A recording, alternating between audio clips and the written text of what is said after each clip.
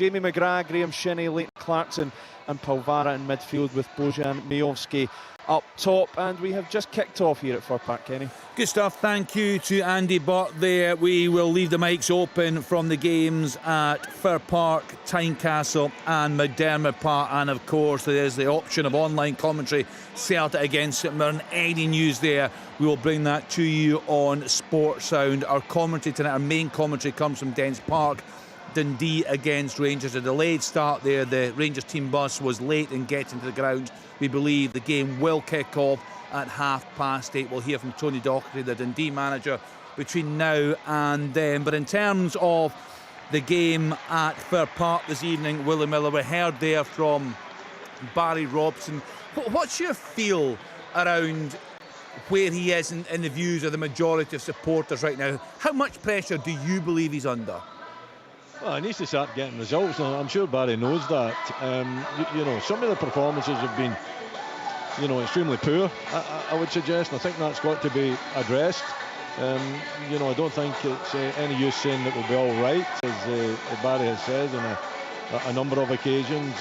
But some of the games that I've watched, you know, the Livingston game, the St Mirren game, Hearts away as well, and even some of the games that Aberdeen have won, which hasn't been many of them, and did well in, it's usually just doing well for you know, a part of that game and not really putting a full 90+ minute performance in. And there has been a lot of new players brought into the club, no doubt about that, and they do need a little bit of time to gel, but at the same time, you know, as a manager, you don't get that time. You've got to, you know, make sure that it is addressed, and it's addressed in terms of getting results. Well, I'll get more on you from you on that, and also bring Billy in as well. But the game you're watching this evening, Dundee against Rangers, we can now hear live from the Dundee manager, Tony Docherty. He's with Kerry and his son.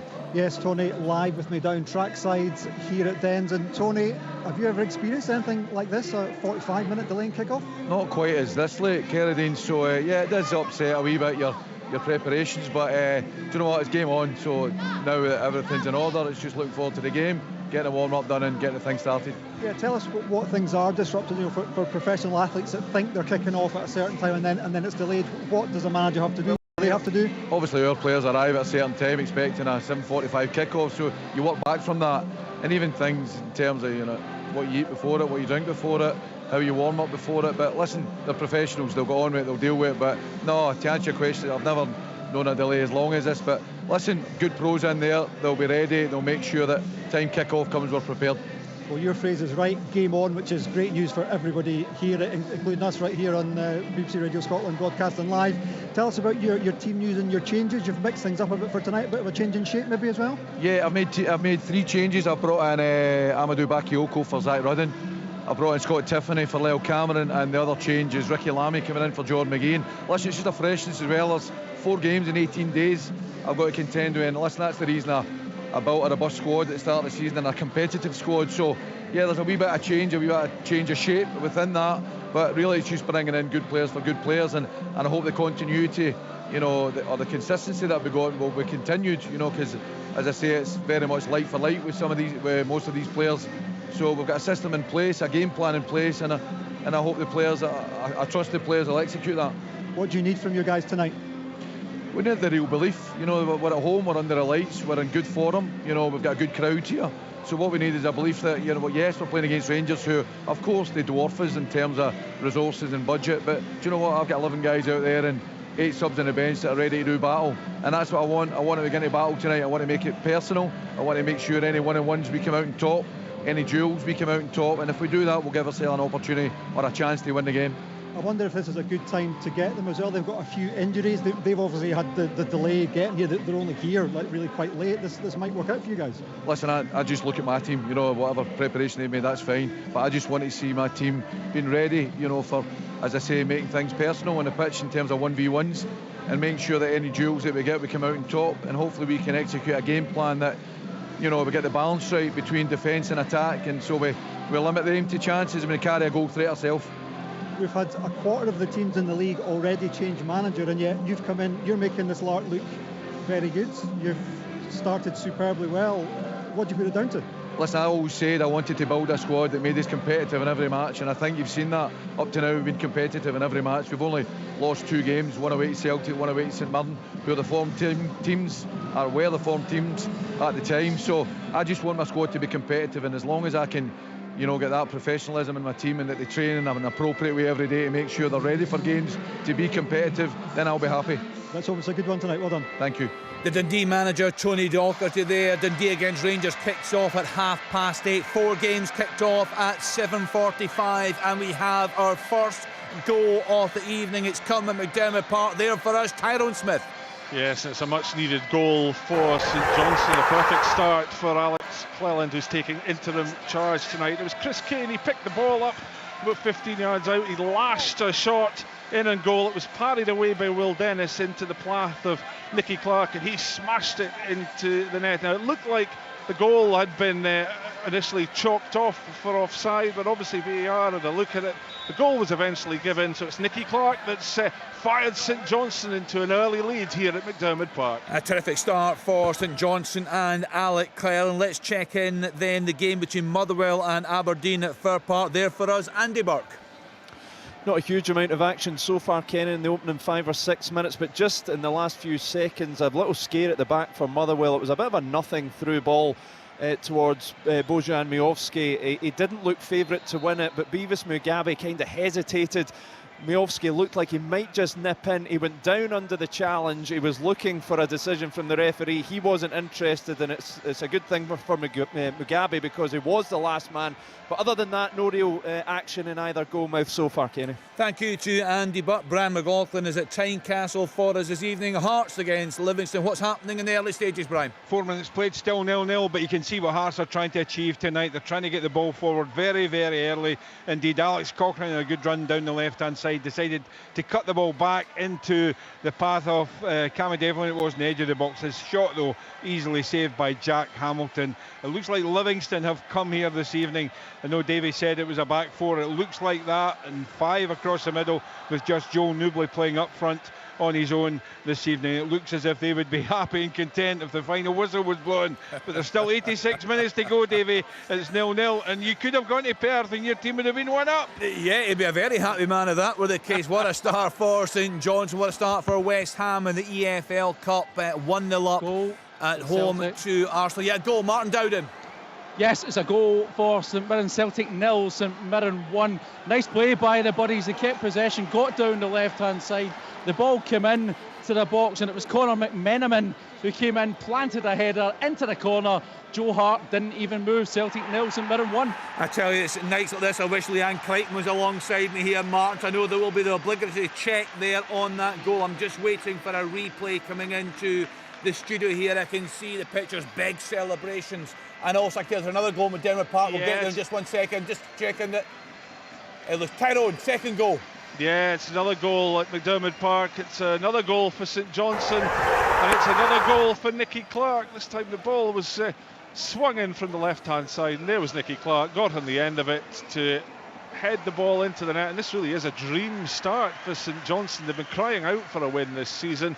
It looks like they're going to get it. That's just after 7 minutes here in Perth, where it's now St Johnstone 2, Kilmarnock 0. My goodness, what a start for St Johnstone. 2-0 up at home to Kilmarnock, a side that have been really struggling. We heard the very strong interview from Steve McLean that he gave to Chick post-match on Saturday. He said on Saturday that there were players there that should be ashamed of themselves, and players, if he was still manager, would struggle to play for him again. Of course, he was sacked on Sunday, and Alex Cleland takes charge of the team this evening. What a start they have had.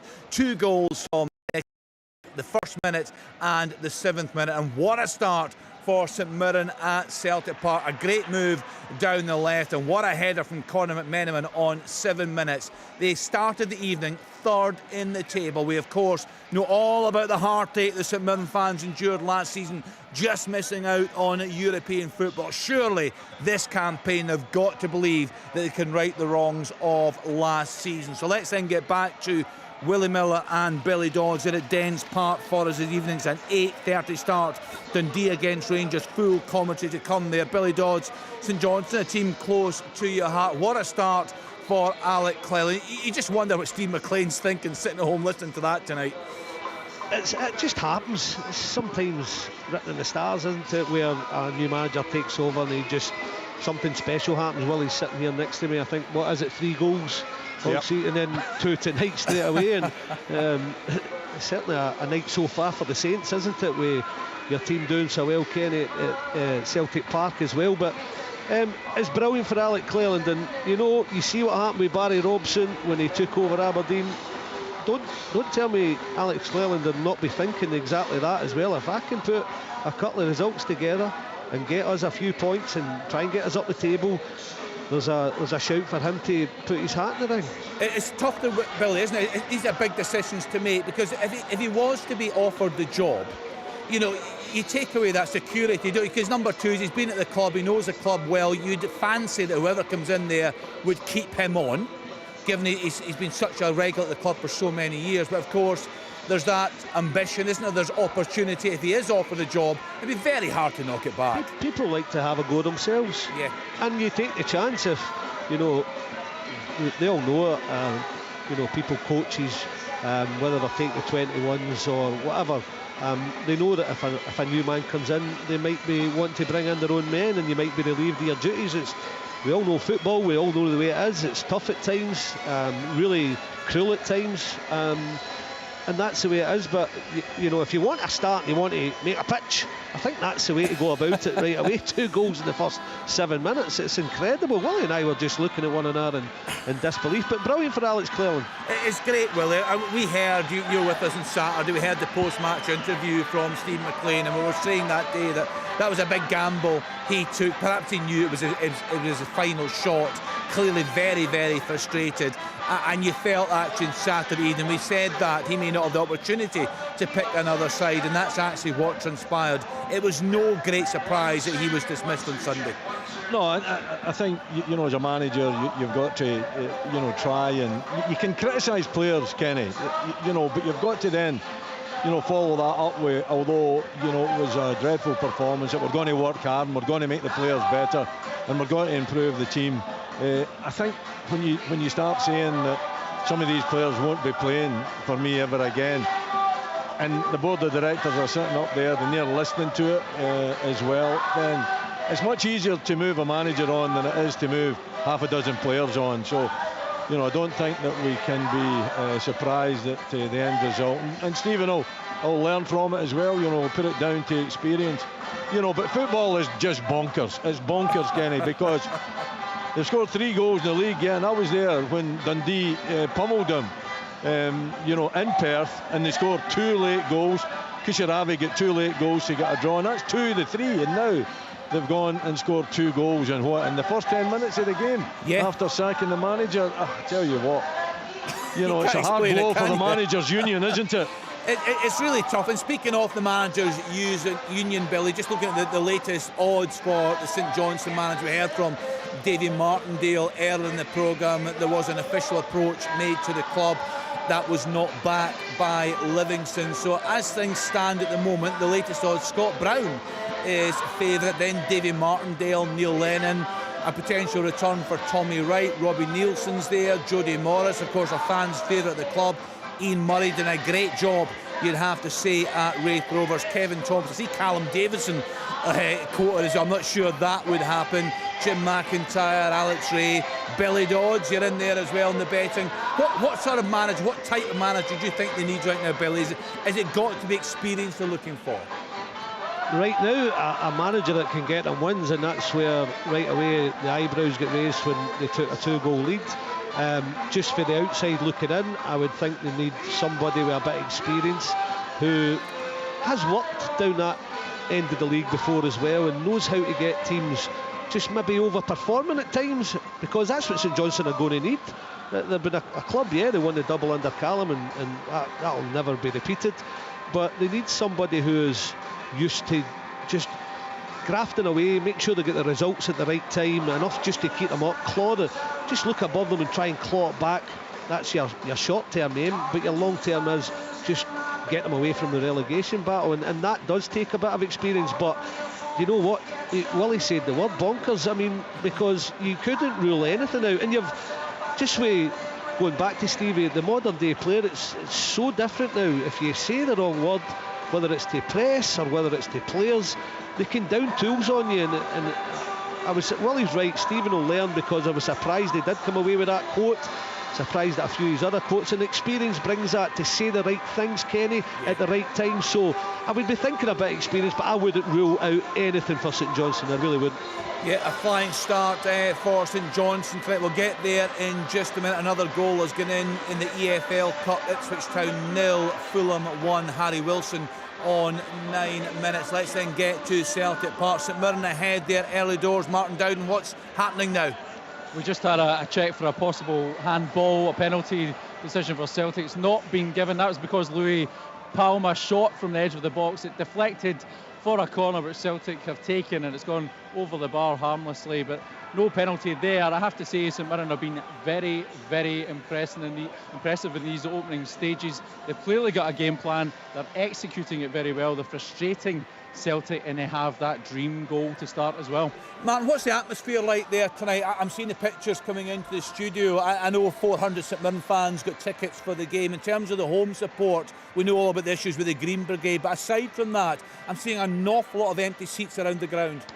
Yes, I did think that in the build-up to kick-off. It has improved dramatically. At one stage I did wonder if there was going to be a sizable absence in this crowd tonight.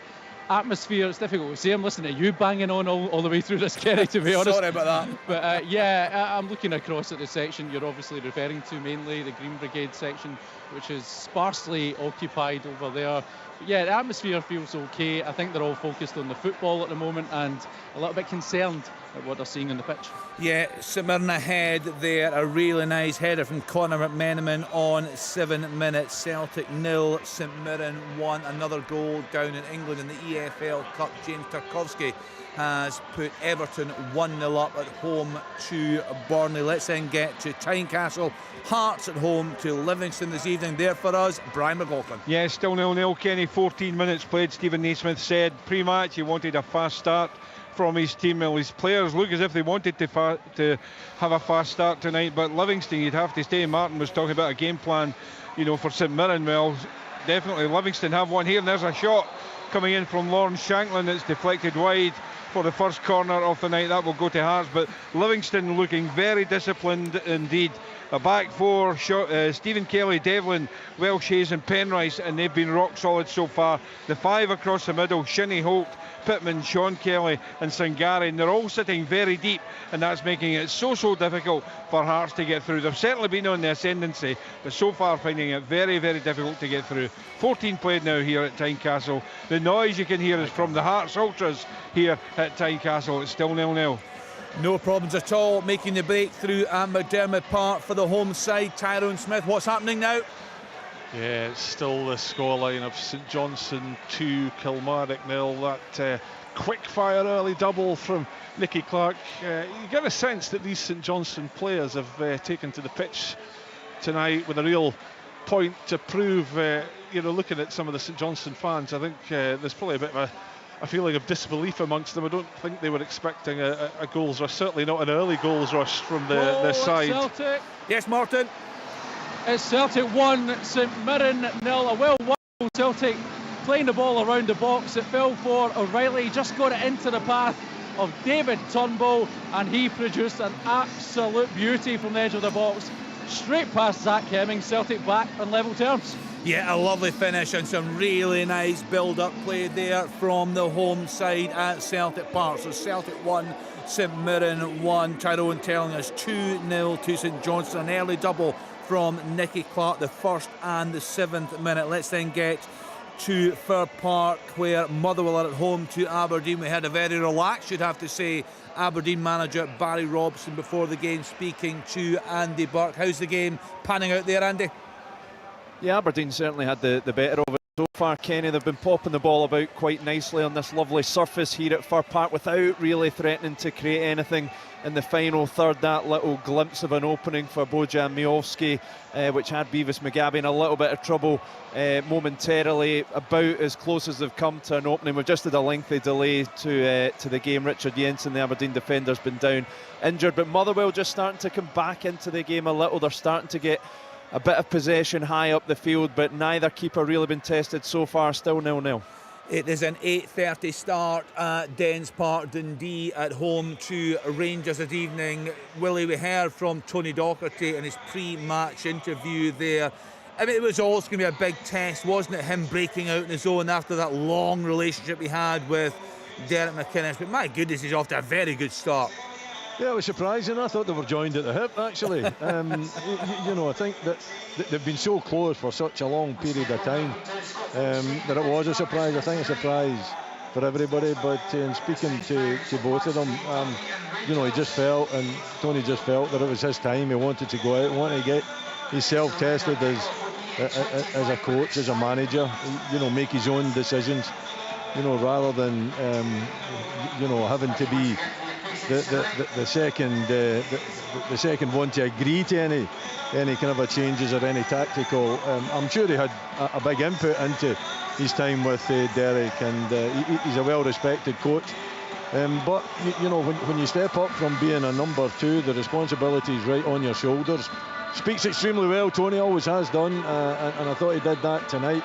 Listen, they will be judged on tonight. If they can get a result, it would be magnificent. But really, these games, I don't think the Dundee fans are here expecting Dundee, you know, to take the 3 points. I think they're looking for a good performance, maybe getting something out of the game. If they do get the 3 points, I think it's a magnificent result for them. And sitting in the top six too, Dodgy, at this moment in time, what a start to the season that would be for them. I think there's sometimes, Kenny, when you play the Old Firm, that you still, if you're not doing well as a club, you feel as if we still have to nick something here. We're under a bit of PA. I think the results that Tony Doc's had since he's come in here, and especially lately, have afforded him the opportunity tonight to really be positive with his players and not worry too much about the result. You don't want to take a 3-4 nothing job, but I think you can really be positive about coming into tonight and really feeling no pressure at all. Just say, go and play, go and enjoy it, and make sure you try and take 3 points. But on the odd occasion, you can be in the back of a bad run and you think, oh, we have to nick a point here. But that's not the case with Dundee. You'll have a laugh tonight. I was there last Tuesday looking down on the touchline. Honestly, he's adopted so many of the mannerisms of Derek on the touchline. They remind me a bit, you know, when Paul Lambert did it, very similar to Martin O'Neill. Yeah, you remember that? There was. But what sort of character is he, Billy? What sort of character is Tony Dock? Very good, very technical. He analyses everything, but a funny lad as well. I've known him a long time, since we both worked together at Dundee United all those years ago. He's just an all-round good lad. He likes a laugh, but you know when you've got to switch on and make sure that we're going to work now. And I think it's good for Doc, because you don't want to always be known as a number two. You've got to be ambitious, you've got to go it alone, and I think he made the right choice. He could have just stayed with Derek and, you know, had a good career, no problem, but you get that itch to go and have a go yourself, and he obviously felt that. And you know what, he's taken the same traits into this Dundee team that him and Derek took into Kilmarnock, Aberdeen as well. So as long as he can maintain it and sustain it, that's the hardest bit. But right now he's doing ever so well.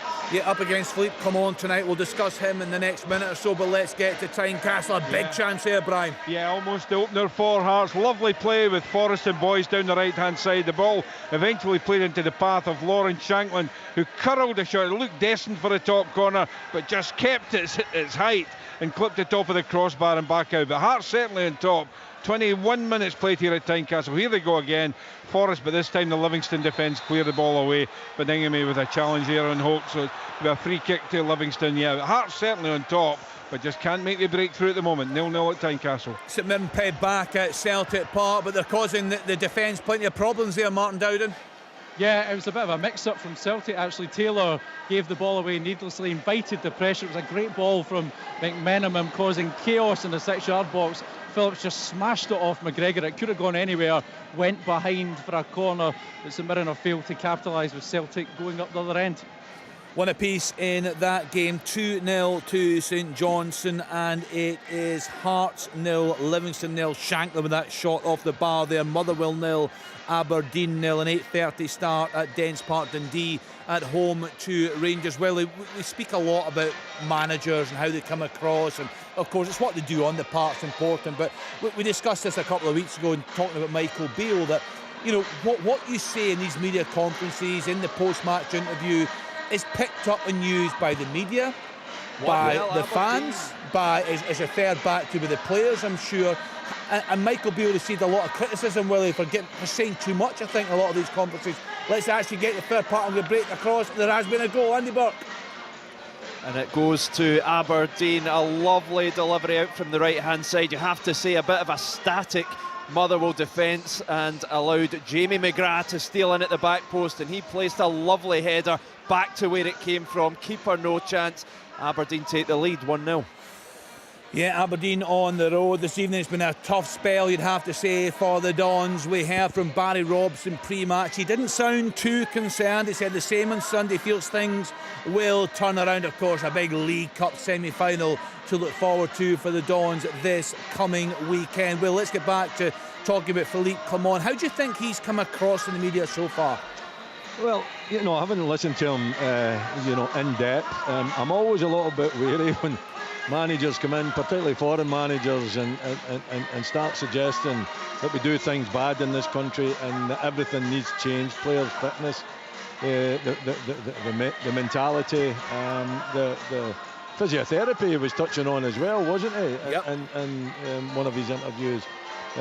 So I kind of always take that with a little bit pinch of salt. I think what the real test for any manager is what he does on the field of play and how he manages to turn things round. The only reason he's there is because the last manager, Michael Beale, lost his job, and he lost his job because, partly I think that he did speak too much, and I think it turned off a lot of the fans. And when the fans start turning, as they did do at Ibrox, I was there when Aberdeen turned them over, and they certainly turned on the manager and the players that afternoon. So I think what you've got to do is try to be as honest as you possibly can with the fans and tell them how it is. Don't try to colour it. If it's a poor performance, then come out and say it's a poor performance and tell them what you're going to do to rectify it. And when you're winning games, you don't have to say too much, really. You just have to just have to gallop along and go with the tide that's taking you on a winning streak. So it's easy when you're winning.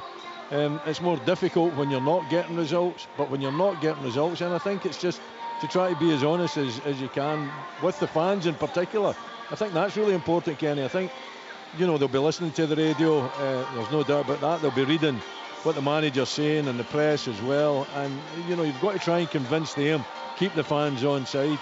And hopefully if things are going bad for you, that you can turn it round. But you need their support. You need to take them with you. And maybe Michael Beale just didn't do that.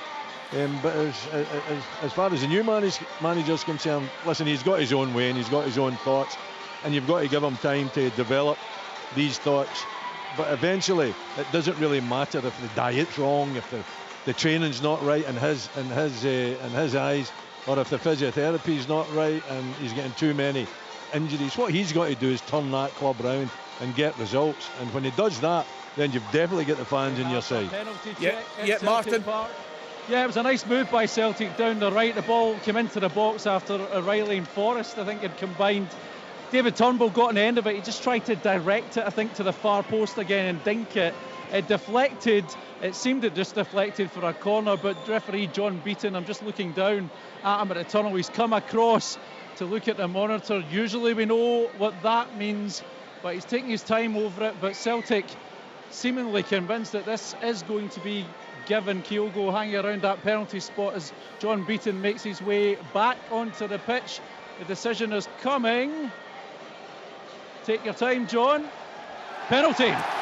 Yeah, I'm seeing the pictures, Martin. It's no surprise at all. Alex Gogic went down to block the ball. His arm was out in what looks like an unnatural position, albeit he was falling to the ground. And it looks a fairly clear handball. So a big opportunity, Martin, for Celtic to turn things around here after St Mirren. A terrific start for them. McMenamin with a headed goal on 7 minutes. A really nice finish from David Turnbull into the team again this evening. That on 80 minutes, and now the chance for them to go ahead. Here he goes now, Kenny, and he struck the post to follow it. What a save that is by Zach Hemming, and the ball is headed over the bar. David Turnbull, what an opportunity for a double. He smashed the post. Hemming somehow kept that out, and Celtic miss the third opportunity. Yeah, that was an incredible save. The ball back off the post, the shot went in, big celebration. I have to say Hemming was out there giving it some to David Turnbull, you'd have to say, before he stepped up to take that penalty. Turnbull, he put the keeper the wrong way, but the ball came back off the post. Just watching it now, and the shot came in, and it was a decent save from Hemming, and the ball was cleared out for a corner kick. So a big opportunity passed up for the home side there at Celtic Park. Let's go around the other grounds while we're at this, and we'll get back to Willie and Billy for further thoughts. Let's get to Tynecastle. We had that big opportunity for the home side against Livingston. What's happening now, Brian? Yeah, another big chance just coming there for Hearts. A free kick floated in, all to the back post was Frankie Kent all alone. He knocked the ball back across goal. The Livingston defence scrambling the ball away. You can feel a goal is coming though, Kenny. You'd have to say that if there is going to be a goal soon, it looks as if it's going to be coming in the maroon for Hearts. 27.5 minutes played here at Tynecastle. Hearts dominating, but the scoreline still reads Harmon Lothian 0, Livingston 0. Let's get to Fir Park. The opening goal coming there for the away side, Motherwell against Aberdeen, with Andy Burke. Yeah, Aberdeen leading by a goal to nil here against Motherwell, and the Dons really having the better of it now, Kenny. That goal seems to have given them a lot of confidence. They're continuing to have the better of possession. They're starting to probe away at that Motherwell defence. A couple of slight openings that they haven't been able to take advantage of, but Motherwell will be disappointed. The nature of that goal across from the right hand side, not well dealt with by the Motherwell defence at all, and that allowed Jamie McGrath to nip in at the back post and head in the opener. And yet Aberdeen certainly on top at the moment. Motherwell need to find a response to get back into this game. Motherwell 0, Aberdeen 1. Couple more goals in the EFL Cup in England. Chelsea 1-0 up at home to Blackburn. Badiashile on 30 minutes, and Liverpool have gone 1-0 up away at Bournemouth. Cody Gakpo on 31 minutes with the goal there, with a blistering start from the home side at McDermott Park. St Johnstone against Kilmarnock. What's happening now? Tyrone Smith. Yeah, we've just ticked by the half-hour mark. It's still 2-0 to St Johnstone here at McDermott Park, and I'll tell you what, Kenny, just a minute or so ago, St Johnstone almost made it 3-0. It was Liam Gordon. He just burst up the middle of the park. He unleashed a ferocious-looking shot from 25 yards. It took a deflection which looked like it was going to see it loop over Will Dennis and into the Kilmarnock net, but credit to the Killie keeper, he got a fingertip on it to tip it over the bar. And from the resultant corner, Saints went close again. This time it was Chris Kane, an overhead kick which fizzed just over the bar. So 31 minutes gone here at McDermott Park, and it's St Johnstone 2, Kilmarnock 0. So Celtic 1, St Mirren 1, Hearts 0, Livingston 0, Motherwell 0, Aberdeen 1, St Johnstone 2, Kilmarnock 0. It's an 8:30 start at Dens Park. Full commentary to come of Dundee against Rangers. We heard from the Dundee manager Tony Docherty earlier in the programme. What a start to life in management for him on Dundee's return to the top flight. We've been discussing the new Rangers manager Philippe Clement, Billy Dodds. He's got a massive job in his hands. He's off to a decent start. He's got a really bad injury list to deal with. He's been quite critical of how the injuries are dealt with there, quite critical of the professionalism of some of the players. He's got some players there, Billy, despite huge investment in the summer, that so far just haven't shined, haven't lived up to expectations. What do you think's realistic for Philippe Clement to achieve in his first season as Rangers manager? Realistic, well, he's got a fabulous opportunity winning the Viaplay. No disrespect to the other teams in it, so he's got to start there. Realism is get the start, whether you play good football or you're not playing well or you've got those injuries you were talking about, is get a few results on the board and start building and momentum, because it's a huge thing. And that's why that Hearts game is so important going into this one. And just looking at Celtic so far in the game tonight, all you want to do is look at results and try and chip away and close that gap. You wouldn't rule out anything. It's got to take a monumental effort, because Celtic still way in front in terms of squad, the technical ability of the squad, just the better players probably just now. So he'll be wanting to bring in his own players at some point. But while and before you do that, you've got to make sure that you're winning games, and it doesn't matter. Willie touched on it earlier. It doesn't matter if you're playing well. If you don't play well when you win games, the fans really don't care. It's when you drop points and you're not playing well, you'll get slaughtered, especially when you're a Rangers manager. But the one thing that's realistic about it is right now, where they are, I would be thinking, Philip Clement will be thinking, narrow that gap, try and tell the story that we've pushed Celtic close, or even done the almighty and overtaken them before the end of the season, and win a cup. And he's got a great opportunity, maybe even 2 cups, you don't know, but that'll be realistic, that'll be mentioned, but they have to play a hell of a lot better than what they've done so far this season. That's a good point, Willie, isn't it? Because it looked highly unlikely at certain points on Sunday afternoon that they would cut the gap following Celtic's draw at Easter Road on Saturday, but somehow they managed to find a way of doing that. And it's all about momentum now between now and the next meeting, the New Year meeting with Celtic, which will be at Celtic Park. That gap certainly can't get any bigger in that period.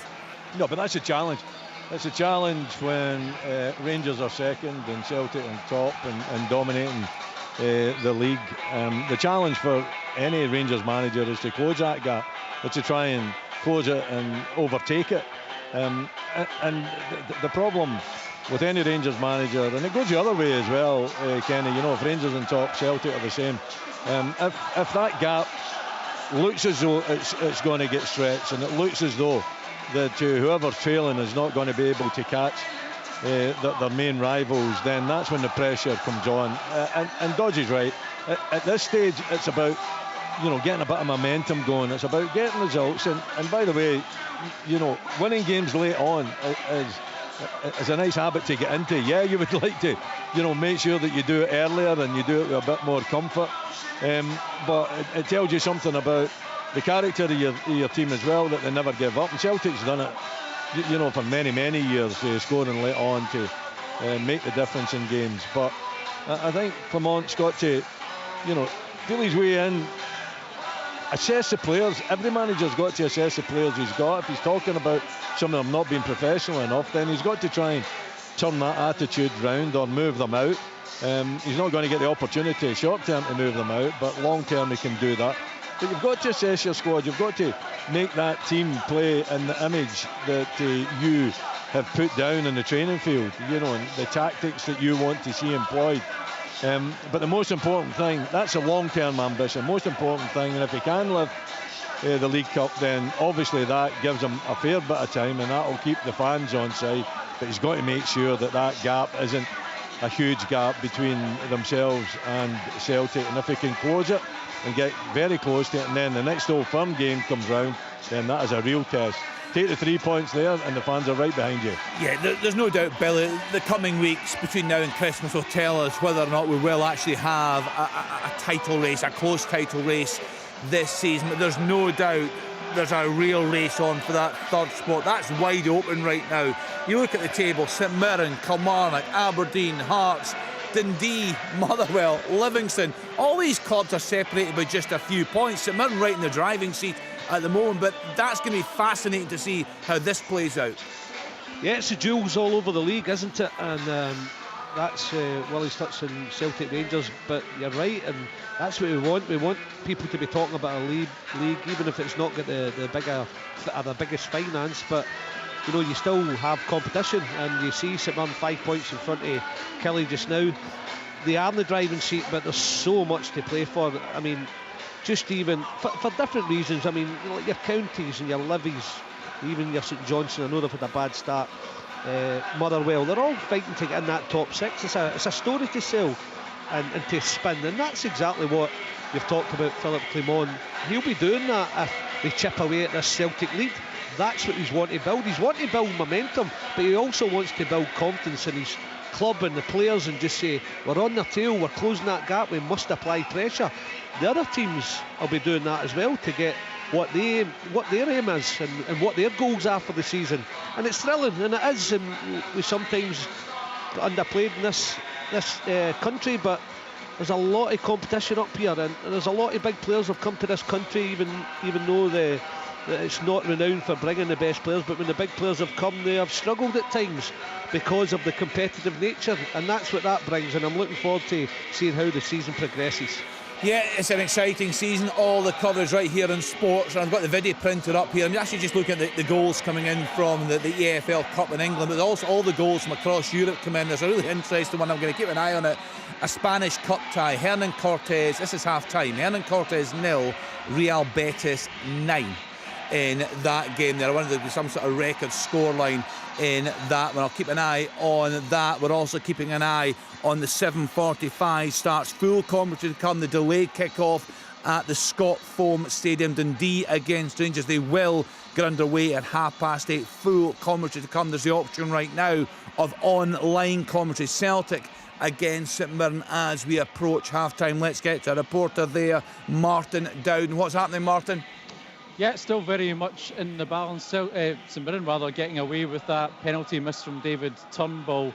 And to be honest, Celtic have failed to create too much more after that. They've had more of the ball, of course, but they're just probing at St Mirren. St Mirren very organised, good structure about them. You can see they're trying to be very effective when they get on the ball. I'm just looking around the crowd, Kerry, as well. You were asking earlier about the size of that crowd. It does appear there has been some fans that decided to join in some form of walkout, appears, in support of the Green Brigade. There's a chance here for St Mirren as they go through a shot and it's deflected, eventually given offside. One of those frustrating ones when the passage of play goes through, but St Mirren denied there. Yeah, there does seem to be more empty seats than you would expect here at Celtic Park, let's put it that way. Yeah, it certainly looks that way. A very well supported club, of course. Just looking around the ground, it's a miserable evening as well, but that seems to be keeping that, maybe other reasons, keeping a lot of supporters away. It is one apiece there. Turnbull with that missed penalty, the opportunity to turn things around for Celtic, but still plenty of time in that one. Let's then get to Tynecastle.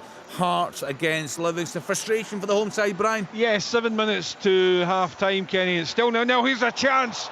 Lawrence Shankland, a wonderful save though by the former Hearts goalkeeper Jack Hamilton, punching the ball away to his right hand side. It's been one-way traffic, Kenny. Xander Clark, I think he's touched the ball once in the opening 38 minutes, and for long spells there's been 21 players in the Livingston half. Just looking at the stats, Kenny, Hearts so far 78% possession. They've had 10 shots on goal, 5 of those on target. It is surely just a matter of time before Hearts make the breakthrough. But that said, I've got to say Livingston have been magnificent at the back tonight. You know, the back four, Welsh Hayes in particular, along with Stephen Kelly, have been so good, and it's Livingston now on a breakaway, and Joel Newbley's been brought down by Benny Beningame, and the first yellow card of the night will go to the Hearts midfielder. Joel Newbley's down on the ground, but 39 minutes played, still 0-0, but Hearts certainly on top. Yeah, I'd have to say, just seeing the pictures going, that was actually a terrific save to deny Lawrence Shankland there, but a free kick now, perhaps some easing of the pressure from a Livy perspective. Let's then get to Fir Park. Motherwell against Aberdeen, and hear from Andy Burke. Aberdeen still leading by a goal to 0. Kenny, the Dons just had another little sight of goal there. The ball dropped to Dante Polvara just inside the box. He looked to curl his effort inside the far post, but just not enough power on it. An easy save for Liam Kelly, and the Motherwell goal. But the Well fans are starting to grumble, and it's no wonder. They've been very loose in possession, giving the ball away all over the place. A lot of that's down to Aberdeen pressure, but they've been very loose. A lot of unforced errors as well. They're not really settled into this game at all. Aberdeen have been fairly comfortable up to this point. Graham Shinney really controlling things in the midfield. They're good value for their lead, and they're currently pressing to try and double that lead just before the break. Alec Cleland and St Johnstone off to the dream start at McDermott Park, at home to Kilmarnock this evening. What's happening now, Tyrone Smith? Yeah, still 2-0 to St Johnstone with half-time just approaching. It's all been about the home side in this first half. They've been excellent. It's Nicky Clark that'll steal all the headlines, but you know, they're snapping at the challenges, they're throwing the bodies in front of the ball, they're playing some really nice football. Kilmarnock, they have huffed and puffed. They've had a couple of half chances, you would say. Marley Watkins, he's went close with a couple of efforts. Matty Kennedy, he also had a long range shot which went just wide, but that's been about the sum of it from Kilmarnock so far here at McDermott Park, where it's St Johnstone 2, Kilmarnock 0. Another goal at Fir Park, Andy Burke. And it's Aberdeen, unsurprisingly, who have struck again to make it 2-0, Kenny. They have been pressing these last few moments. A little ball in behind Beavis Mugabe caused some panic in the penalty area. It looked like Bojan Miovski was just about to finish. A last-ditch challenge denied him, but the ball broke to Nicky Devlin. He was on hand to tuck it in to the unguarded net, and you have to say Aberdeen have been good value for it just before the break. They lead Motherwell by 2-0. Big goal there for the Dons. So they are 2-0 up away at Motherwell. St Johnstone 2-0 up at home to Kilmarnock. Hearts 0, Livingston 0. So many chances for the home side there.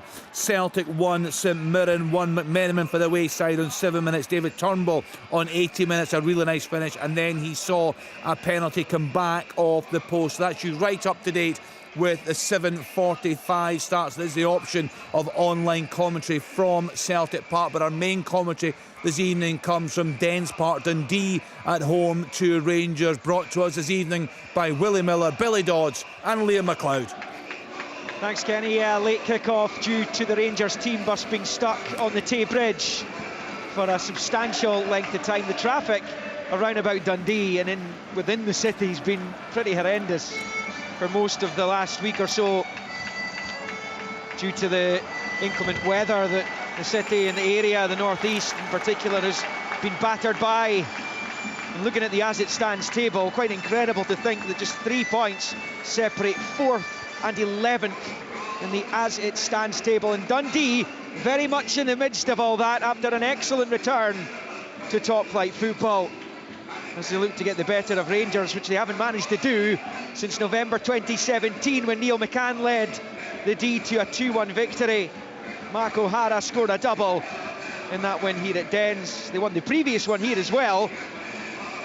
And Kevin Holt was on the score sheet along with O'Hara on that occasion in another 2-1 win. Graham Murty was in charge of Rangers for those two games.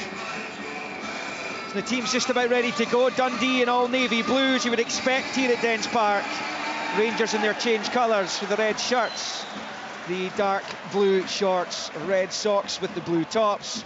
Dundee will go right to left, shooting towards the Shankly stand, where the Rangers supporters, the majority of them are housed. They're also in the main stand as well, as the match kicks off, and almost en masse a whole heap of pyrotechnics have been set by the Rangers fans in the stand off to our left as Rangers attack the Dundee penalty area for the first time. It's out to Tavernier on the right hand side.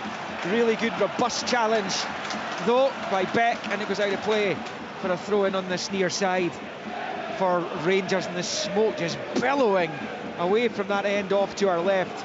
It's already been delayed by 45 minutes. Just wonder if there'll have to be another stoppage here, because there's a heap of flares, red in colour, which have been lit in the Shankly stand. So we'll keep our eye on that one.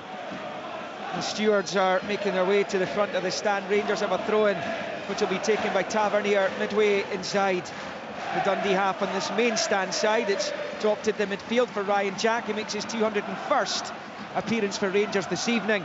Dundee get the ball clear up towards the halfway line.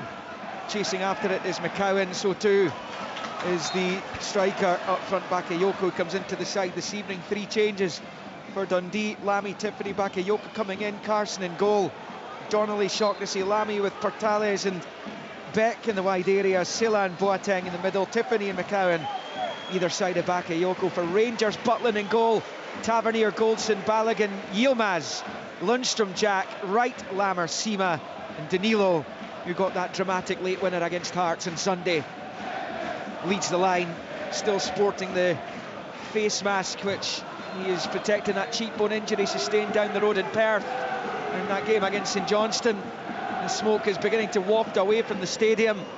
The referee Kevin Clancy has stopped proceedings and is coming over to talk to a combination of his 4th official and one of the police officers who is on duty here. You can still see some of the flares just in front of the stand lying on the track. You can see the flames coming from them as they are eventually doused. And there is a little further stoppage in play here. 2 minutes in, nothing each. Rangers beginning the game on the front foot, but clearly attention off to our left. The amount of smoke that is coming from that away section. And it's another example of the pyrotechnics causing issues in Scottish football. As Kilmarnock pull one back at McDermott, as mentioned, St Johnstone.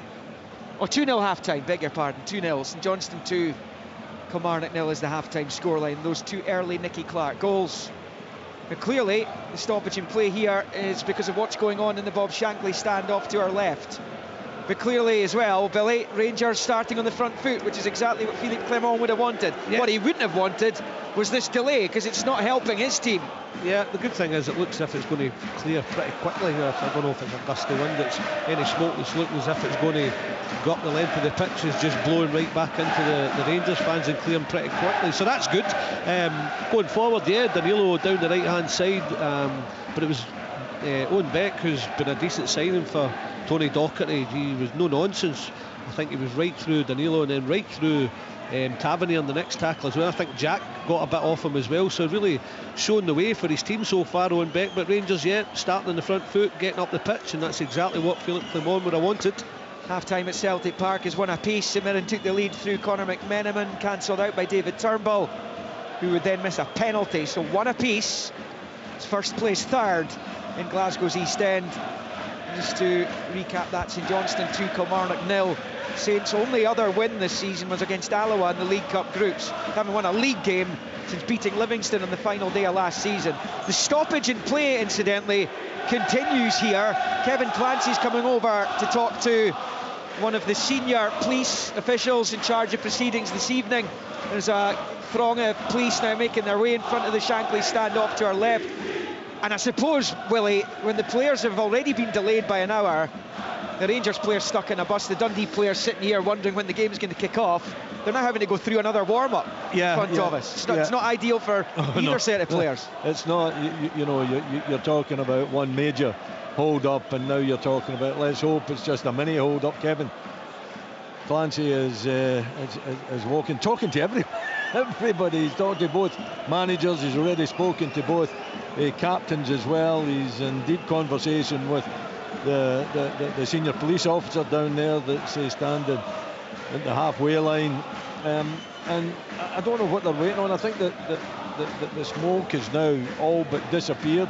I think it's really an organisational issue with the police force when they're trying to get their staff in front of that stand. But I would imagine that it would be very soon would be the time to restart the game, although it's still going on. They're still having a conversation. Yeah. Dundee official down there as well now speaking to Kevin Clancy. So what the hold up is now, I can't say. It looks as though the police are in place, the smoke has disappeared, so hopefully it won't be too long before we restart the game. Yeah, I mean, I know there are a section of supporters who don't like pyrotechnics being discussed in a negative fashion, but what's positive about this? Because the players aren't able to play the game, the supporters here have come into the stadium, the Dundee fans have been here, the Rangers fans who aren't involved have been here sitting waiting for the delayed kickoff, and this is going to push things back by, well, I mean, the time on the clock right now is sitting at 6 minutes. We've only, I think, had 2 minutes of play.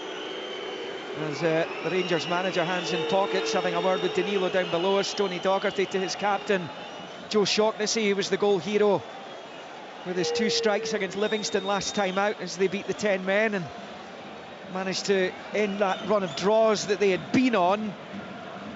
It's just the 1 loss in 7 that came at Celtic Park. It's been an excellent return to the top table for the D, looking to try and wound Rangers tonight, but they're 8 points better off, Dundee, than they were after 9 games last time around when they were in the top flight.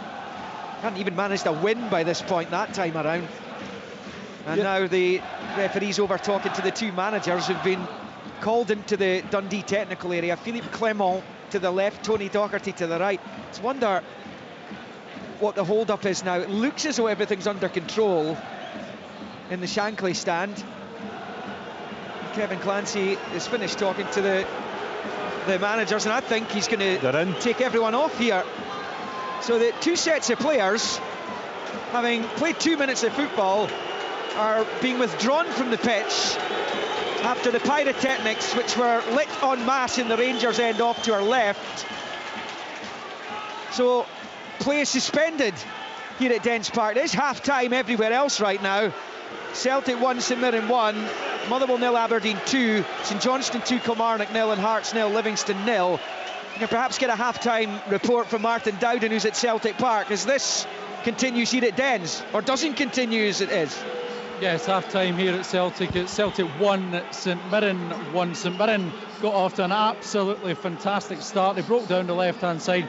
Fabulous cross from Greg Kiltie. In came Colin McMenamin, and he just planted a header right in the corner past Joe Hart, who barely even moved. Exactly what St Mirren were looking for. Celtic tried to find a way back. They were looking a bit frustrated, but Taylor then found Matt O'Reilly just inside the box. He just got away from a defender, forced the ball onto David Turnbull, and he did what he often does, an excellent strike into the top corner away from Zach Hemming, and that was 1-1. Celtic not vintage tonight by any means. St Mirren really giving them a game here, but they did get an opportunity to go further ahead. A penalty awarded after Alex Gogic fell. His arm was outstretched. John Beaton was called over to check that one. He awarded it. David Turnbull stepped up.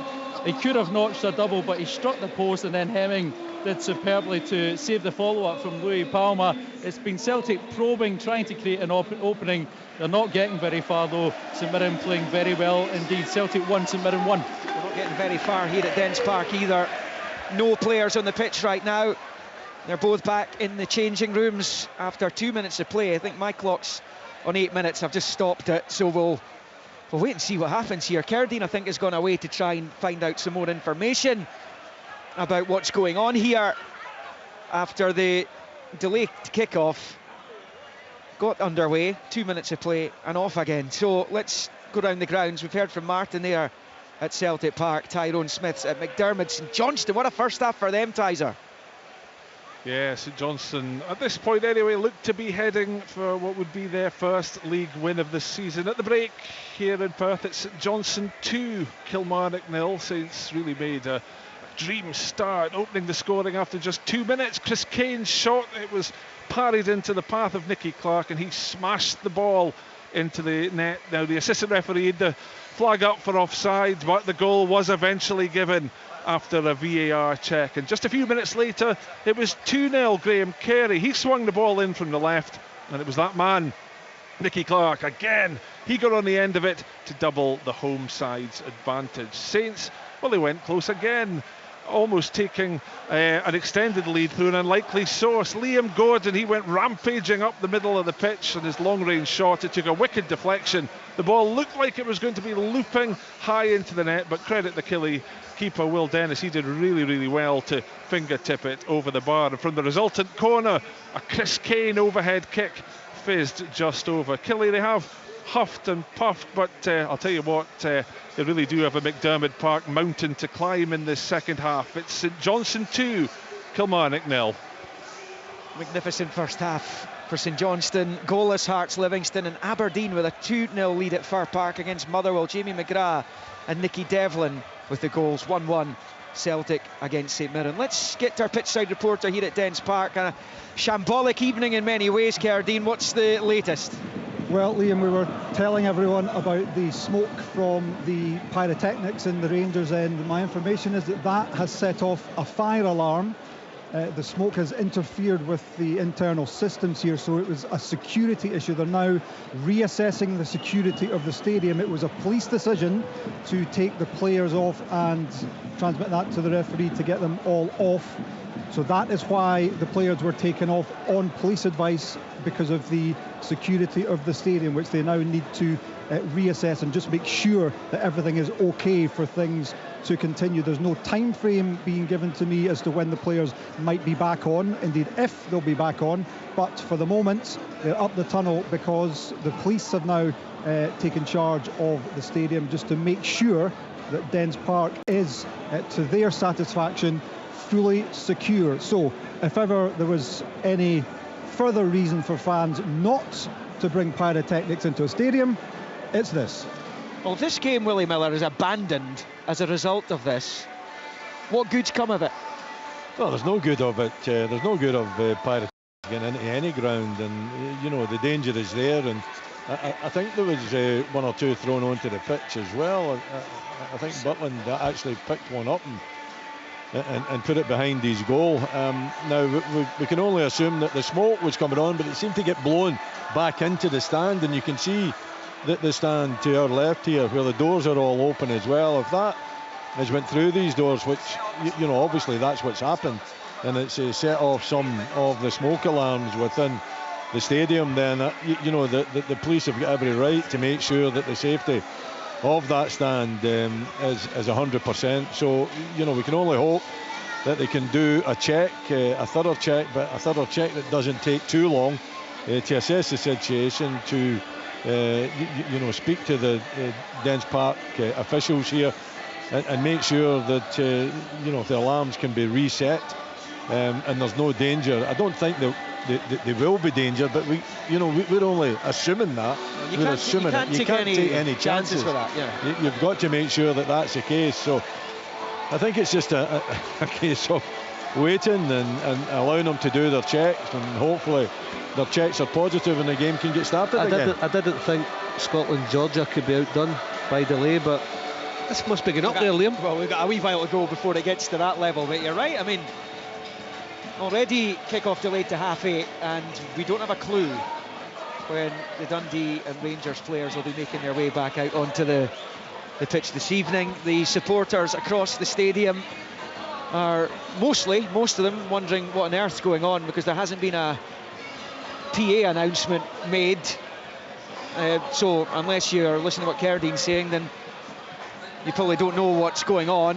The Rangers fans off to our left, some in the main stand as well, and the Dundee supporters off to our right were as bemused as anyone as to why the players had to come off when it looked as though the situation had calmed down. But again, this is going to cause all kinds of headlines. Perhaps that's what they wanted. There's going to be plenty of photographs of this, and there's going to be plenty of debate about this. There already has been. We've seen Aberdeen releasing a statement last week lamenting another fine from European football's governing body UEFA because of pyrotechnics that have appeared at 3 of their 4 European matches ahead of last week, and there was another one in the wake of one of the Aberdeen goals last Thursday.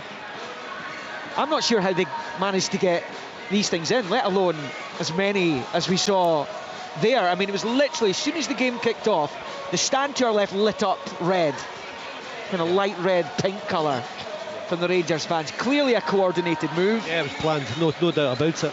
So, I mean, I don't know how involved stewards want to get outside football stadiums. Not interested. But clearly not that interested if that number of that amount of pyro is getting through the turnstile. And all they're doing is harming their own team here.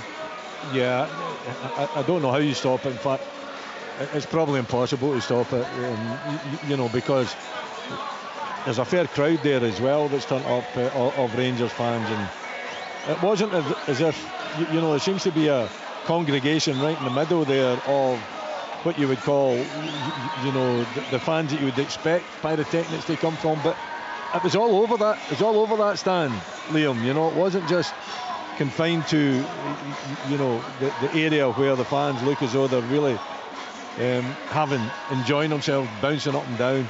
It was all over that stand, so it was definitely organised, and they had placed the flares, you know, in a very, very kind of a organised synchronised, synchronised, yeah, organised, synchronised, and it was, you know, the flares. I don't think there was too many to come onto the pitch. I think there was 1 or 2, but it did cause that smoke that's caused the issue here. But I would say that, you know, a little announcement would help. And saying that, I don't know, you know, if it's a fire issue, that maybe an announcement would be the right thing and could cause panic. Now, so I maybe have to take that back. Let's get back to Cardine pitch side here. The news is fairly good, more encouraging. The checks have been done. I'm being told the players will be coming out in a minute or so there is no danger to the game recommencing. It should do so in the next few minutes. Okay.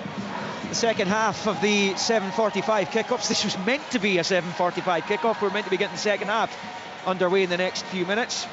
But we've got Celtic 1, St Mirren 1, Motherwell 0, Aberdeen 2, St Johnstone 2, Kilmarnock 0, and Brian McLaughlin at Tynecastle Park. Hearts being frustrated by Livingston. Absolutely, yeah. Hearts 0, Livingston 0, but it's been one-way traffic towards the Livingston goal. For long spells, it was 21 players inside the Livingston half, but you'd have to say Jack Hamilton and the Livingston defence have stood firm to anything that's gone their way this evening. A couple of magnificent saves, one from Shankland. The ball was destined for the top corner, although Hamilton threw himself to his right-hand side and pushed the ball away. Hearts are going to make a change at half-time. George Grant is coming on. He'll be replacing Cammy Devlin, who's booked in the first half for a challenge on Joel Newbley. You'd have to say, though, if the pressure keeps coming like this, you can only see one thing happening, and that's a Hearts goal. Hearts 0, Livingston 0. Yeah, the players just making their way back out onto the pitch here at Dens Park. As I say, the second half of those games will be getting underway. The Dundee players have made their way back out onto the pitch ahead of the restart of this one. I just wondered, did they just start the game again, given there was only 2 minutes played? I'm not sure if that would be the protocol. I wouldn't think so. No. I think it'll be started on the 2 minute mark and then go for there. Listen, anything could happen tonight. Let's be honest with what's going on before the game. The Rangers bus being late, now the pyrotechnics and the fire alarms, but we've all come out the house, including the fans, both sets, but especially Rangers have come here to see their team, and suddenly they've stopped that for this period of time. So let's hope we can get football underway and all get viewing a game, and a good game at that. The Dundee supporters booing the Rangers players back on. It's not their fault, but the match will restart just shortly. The Dundee players going through a little warm-up off to our right. Rangers had the ball in the Dundee half, I think, just before play was stopped, so Kevin Clancy hopefully has written a note down as to exactly where it was. As the officials come back out as well, the two linesmen and the referee Kevin Clancy is trotting over the halfway line just now, so hopefully this will be us from the restart here, and there'll be no further stoppages and delays after that suspension of over 10 minutes. We'll keep you up to date with what's happening in the other Premiership matches taking place tonight. Remember last night, 2-2 Hibs against Ross County, Hibs throwing away a 2-0 lead. That fantastic finish from Jordan White. Actually, some of the goals last night were exceptional. Tavares for Hibs, and then Jordan White and a terrific equalising goal to make sure that County picked up a point in the capital. So I'm not exactly sure exactly what time was on Kevin Clancy's watch when he stopped proceedings, but the play will restart with the Dundee goalkeeper Trevor Carson. So I think there was just about maybe 2.5 minutes played by the time he started having discussions with the constabulary. So long ball forward from Trevor Carson, Dundee going right to left now, and Rangers in their change colours left to right. Long ball goes out of play for a Rangers throw-in, which will be taken by Tavernier with a big say. And Rangers coming from behind against Hearts, though he did see his penalty fail at the end of the first half, scored one himself and set up the winner for Danilo, who rolls it out to Yilmaz wide in the left. An early ball in, looking for the head of Lammers, but it just beats he and Danilo and sails out of play for a goal kick down in this near side, which Trevor Carson will take. Rangers have started in the same fashion, haven't they? Taking the game to Dundee. I think you would expect that. You would expect that. The Dundee shape is definitely different from the three at the back. They went to the four at the back, one up top, and quite a congested midfield with Owen Beck. I don't think I've seen him playing in a forward position down the left-hand side here in the midfield area. So Tony Docherty has went for a different formation, a formation that he hopes will take care of Rangers tonight. Honestly, looking at it, well, you're right, it's a back four as you say, but Owen Beck's playing there to stop Tavernier getting forward. He's obviously looked at it and thought, tell you what, we said he'd something about him, flying into tackles right away, and that's just to try and snuff out Tavernier. Good player, Owen Beck, on loan from Liverpool. Rangers pick up wide in the left, Yilmaz forwards, a lovely little turn by Abdallah Sima, now driving towards the edge of the Dundee box to the overlapping Yilmaz, early ball, Sima wide, low effort on the stretch. Clement dances down on the near side. He thought it was going to be in celebration as he leapt up, but it's a goal kick only to Dundee, and there's been another goal at McDermott Park in that St Johnstone Kilmarnock game. Tyrone. Yeah, and it's gone to the visitors, Kilmarnock. A lovely ball was swung in from the left-hand side. It was met by Kyle Vassell on the volley, and he deflected it beautifully into the net to give Kilmarnock a lifeline here at McDermott Park, where it's now St Johnstone 2, Kilmarnock 1. That goal coming early in the second half for Killie as well, so possible come back on for the Ayrshire as it comes back to Carson. Wallops it long with the right foot, but it comes all the way through to his opposite number. Jack Butland protecting the goal off to our left. Underarm ball to Leon Balogun, who gets a rare appearance, just his third appearance in his second spell at Rangers, as he strides across the halfway line, unchallenged at the moment. Goes the Nigerian, he's almost got to the edge of the Dundee box, rolls it to Danilo, shoots early, Carson spills it, and Ryan Jack pops it home. It's a nightmare for the Dundee goalkeeper. What a run forward by Leon Balogun. And it was the first effort saved by Carson, and it popped out for Ryan Jack, who could not miss. And it is Dundee 0, Rangers 1. That was a good move though, wasn't it? But you know, Carson will be looking at himself and he'll be wondering what we're thinking about there, because the strike from Danilo after a magnificent bursting run from Balogun down that left-hand side, and Danilo's shot was straight at the goalkeeper. It was low. I don't know what he's trying to do. He should take that one absolutely easily. It spills out his body, and Ryan Jack's following up, and it just drops right in front of Ryan Jack. Just what, 3 yards out, 4 yards out? He can't miss it. It's a tap-in. Well, like those ones, I must admit, everyone's down that left side so far, and it was brilliant from Balogun, striding forward, good pass to Danilo. I don't even know if it was a shot, Willie. I think he's trying to cross it, just across face, and maybe just the angle of the cross is caught out Carson, because it's spun off his left arm. It's fallen to Jack, and he just rolls it into the empty net. It's a goal that Rangers have deserved for their start in this game. The goal's officially timed at 12 minutes.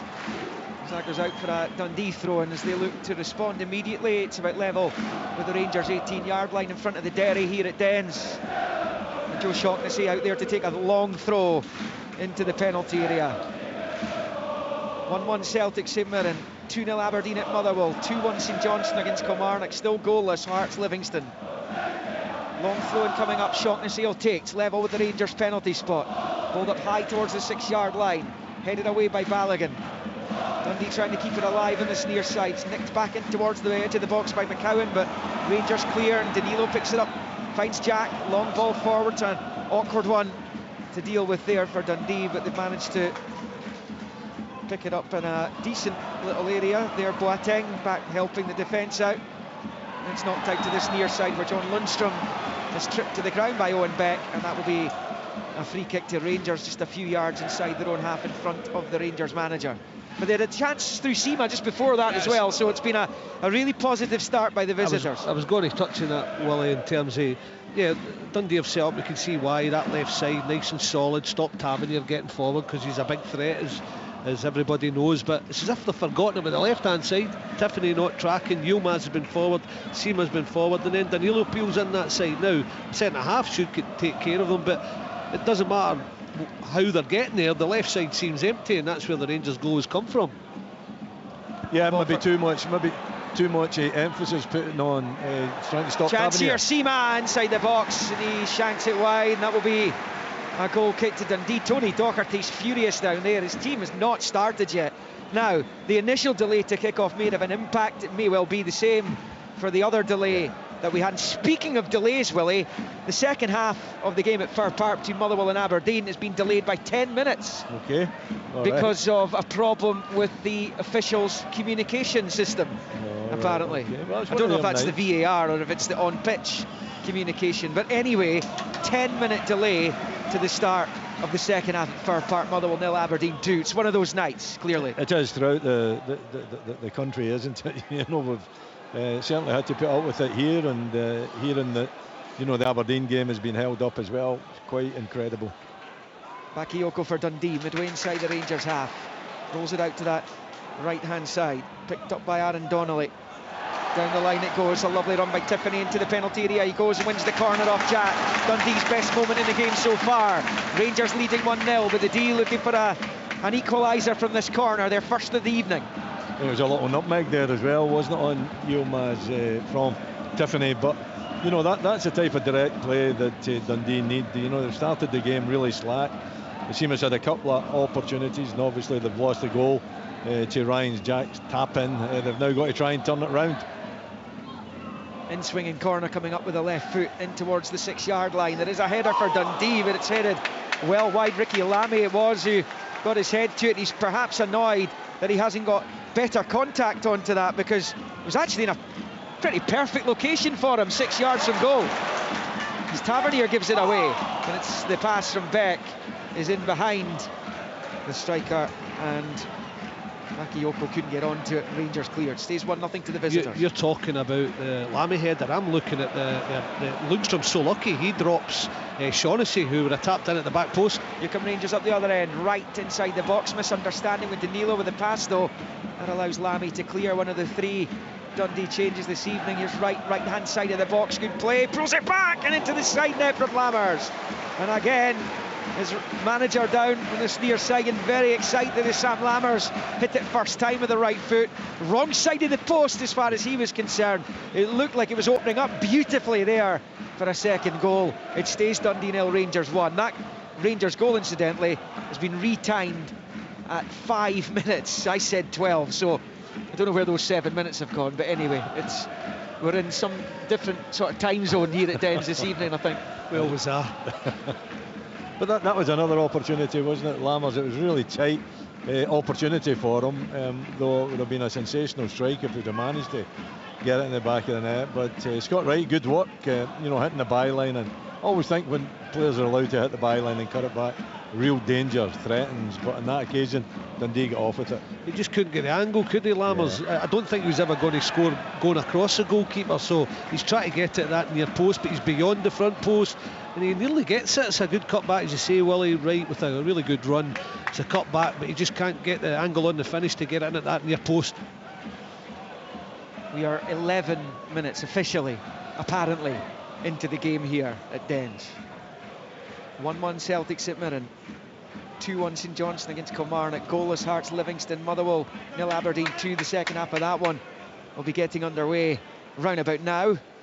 Hopefully get confirmation of that shortly. Dundee free kick, Beck and Tiffany over it. Tiffany leaves the scene, Beck rolls it down the left hand side of the Rangers box for Tiffany.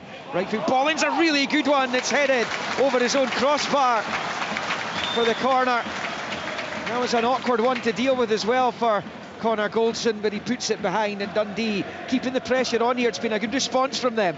Yeah, I mean, it's a delivery, isn't it, from Tiffany? It's a really dangerous one, and Connor Goldson's got to make sure that he gets his head on it. He does, he uses all his experience, you know, just to put it out for the corner.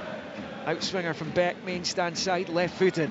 Bends it in towards the penalty spot again. It's only half clear. It's a snapshot from the edge of the penalty area, which is blocked. It was looked like it fell.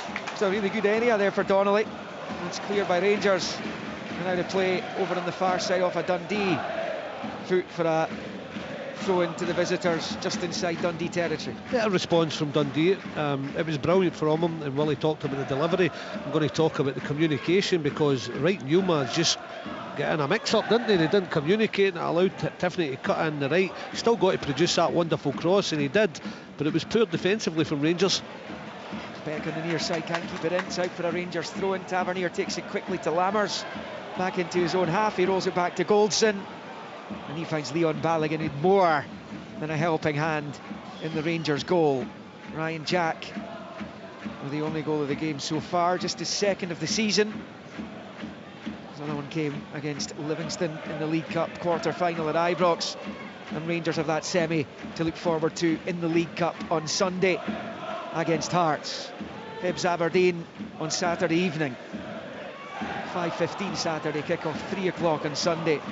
Long ball for Rangers down the right, goes behind harmlessly for the goal kick. Donnelly letting it go behind, and Trevor Carson will take, and he, talking about a helping hand from Balogun, Trevor Carson literally, Willie, had a helping hand in the Rangers goal. Yeah, I mean, he's got to do much better than that. You know, Tony Docherty will be looking at that and thinking that they've gifted the Rangers that goal so early on in the game as well. Last thing that you want you're looking at your goalkeeper to be solid. It didn't look a difficult one for him to take, but he's totally misread it. It's came off, you know, his hands as he went down to try and grasp it.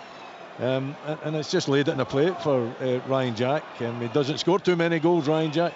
He was in the right place, just fell perfectly for him to tap in. It's a real setback for them, because you can see he's ripped up the formation tonight, gone a back four. He's produced Tiffany in the right, because he's probably thinking, Liam, I think Tiffany can get it. Yilmaz's not the best defensively at times. And then the other side, stop Tavernier getting forward. We'll put the guy who's playing left back into left midfield and play a centre half, or a guy who can play centre half at left back, and make it nice and solid on that side. And then your goalie goes and chucks one in practically. So it's a real setback for Tony Dockett and his side, but they've responded pretty well. Second half's underway at Fir Park. Motherwell 0, Aberdeen 2. And that goal for Kilmarnock through Vassell, who scored that excellent goal against Aberdeen on Sunday, has given Kelly a fighting chance. 2-1 down though. St Johnstone still 1-1. Celtic St Mirren 0-0 at Tynecastle. Here's Tavernier, cross from the right, knocked behind for the corner by Ricky Lamy. Rangers corner over on this near side. James Tavernier out to take. It's just a little dink in, but you know what? It's a dangerous one, isn't it? You know, Ricky Lamy comes in at that near post. He has a swipe at it. I think you've got to try to show a little bit more composure. It does go by the near post by a fair amount, but at the same time, it could easily come off the boot and end up causing problems. But a really intelligent Tavernier cross into the box there. Tavernier with it. It's a big, long, deep one into the area. It's headed away by Donnelly. Rangers keep it alive, but it's a poor ball by Scott Wright. He gives it straight to McCowan. His pass was just as poor. Straight to Yilmaz in the halfway line. He finds Tavernier at close quarters. Drifts the ball with a big switch out to Sima. It's Dundee winning it back though through Portales.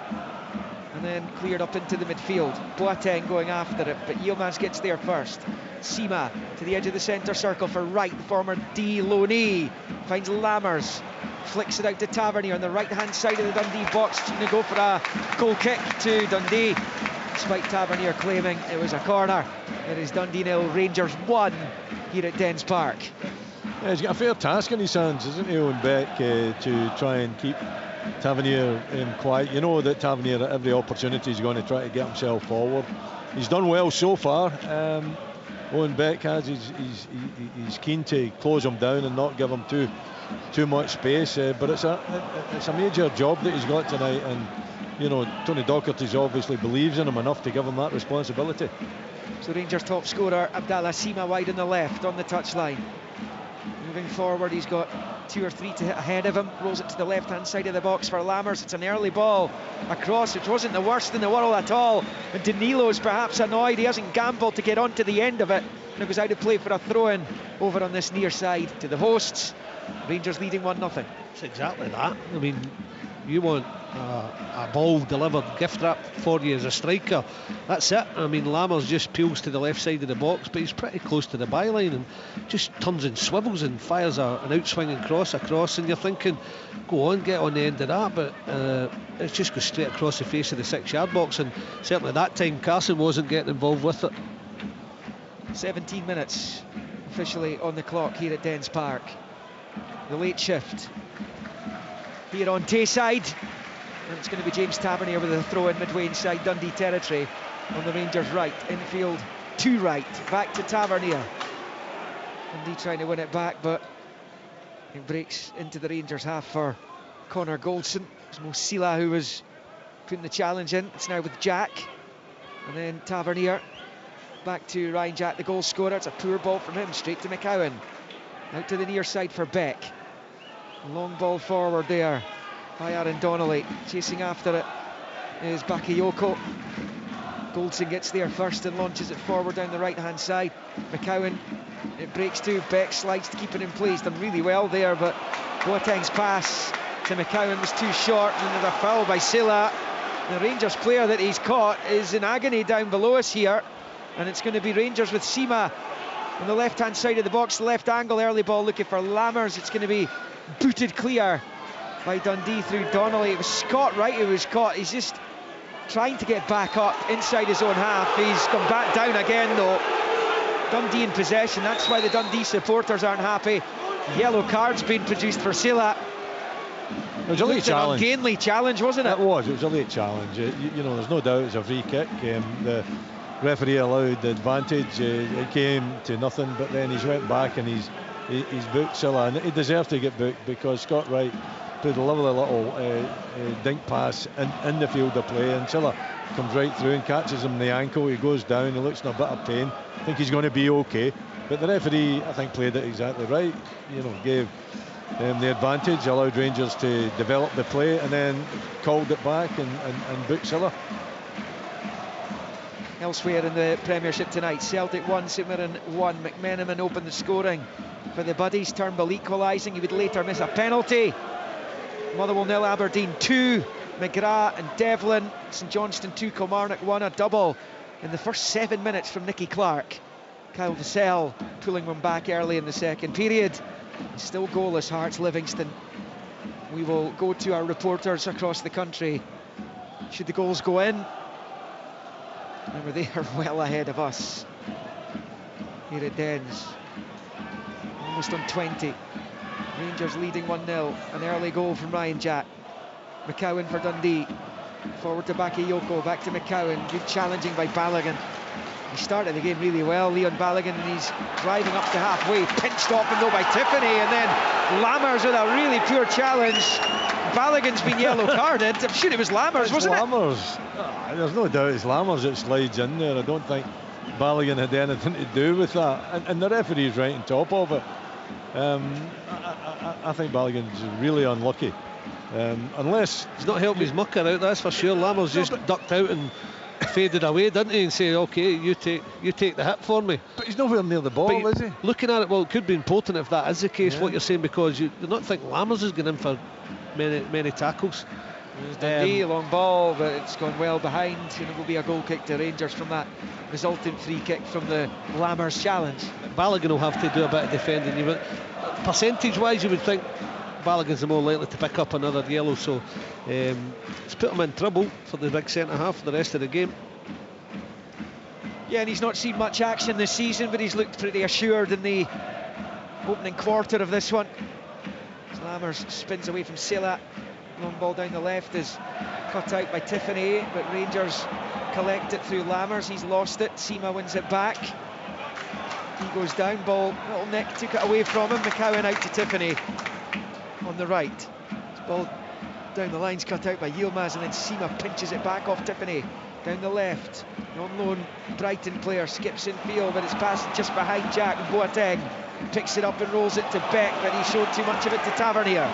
Both teams have been exceptionally sloppy in possession. There's another one from Scott Wright as Donnelly rolls it out to this near side for Owen Beck. Pirouettes away from Tavernier, rolls it in field to Silla.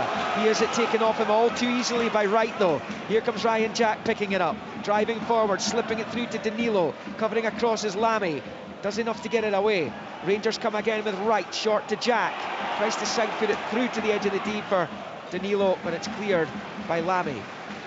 It's a scrappy game so far. Rangers giving it away, but Dundee have given it away so many times. I think that the ball players like Tiffany, but especially Luke McCowan, he's had the ball maybe 4 or 5 times, and I'm a big admirer of him, but he's given it away every time. I think Tony Docherty would want him to just make easy passes for a couple of minutes and then try something, but he's trying to be positive, but on every occasion just giving it away, so it's a poor start, Luke McCowan. Do you not think it's a little bit frantic whenever Dundee get the ball? You know, they want to do things maybe just too quickly, try to get forward, try to make the pass too quickly as well, instead of maybe slowing it down just a little bit.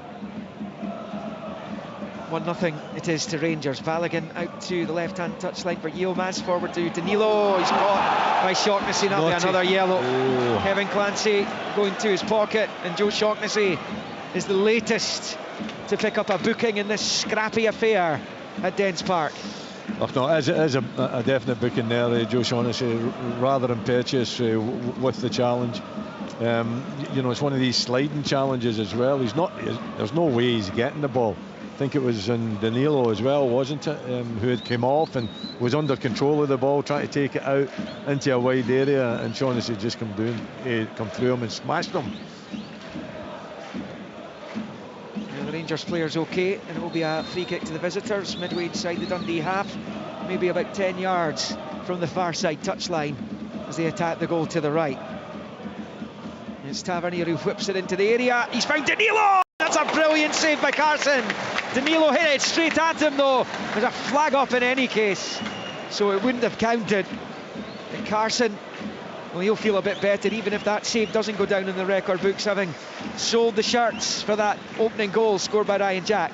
It was a fabulous take from Danilo, wasn't it though? I mean, a great free kick in from Tavernier. Wonderful touch, and then the strike maybe a little bit too high. I know it was offside, but you know, he maybe should have found the back of the net, even although it was flagged offside a little bit late. But Carson, yeah, he'll be pleased just to get you know, a kind of a touch in that one, maybe give him a little bit of confidence after that major error early in the game. Shows you how good a goalkeeper he is, Trevor Carson. Top notch for me, and I know he's made the mistake, but the mental recovery to get over that and then produce that save, because he didn't know it was offside, he had to make it. I don't know what the Dundee backline were doing. You could say they got it right, but it was a close call, wasn't it? They took a real gamble, they didn't deepen it at the right time. Danilo looked as if he might just be on. He took a great touch, hit a great shot. It was a fantastic save from Trevor Carson. He kept clean sheets in each of his last 3 since they tossed away a 2-0 lead over Kilmarnock here. As Rangers come down the left with Danilo up against Tiffany. He gets to level with the edge of the D. His cross takes a deflection. It's clear by Donnelly. It was far from decisive though.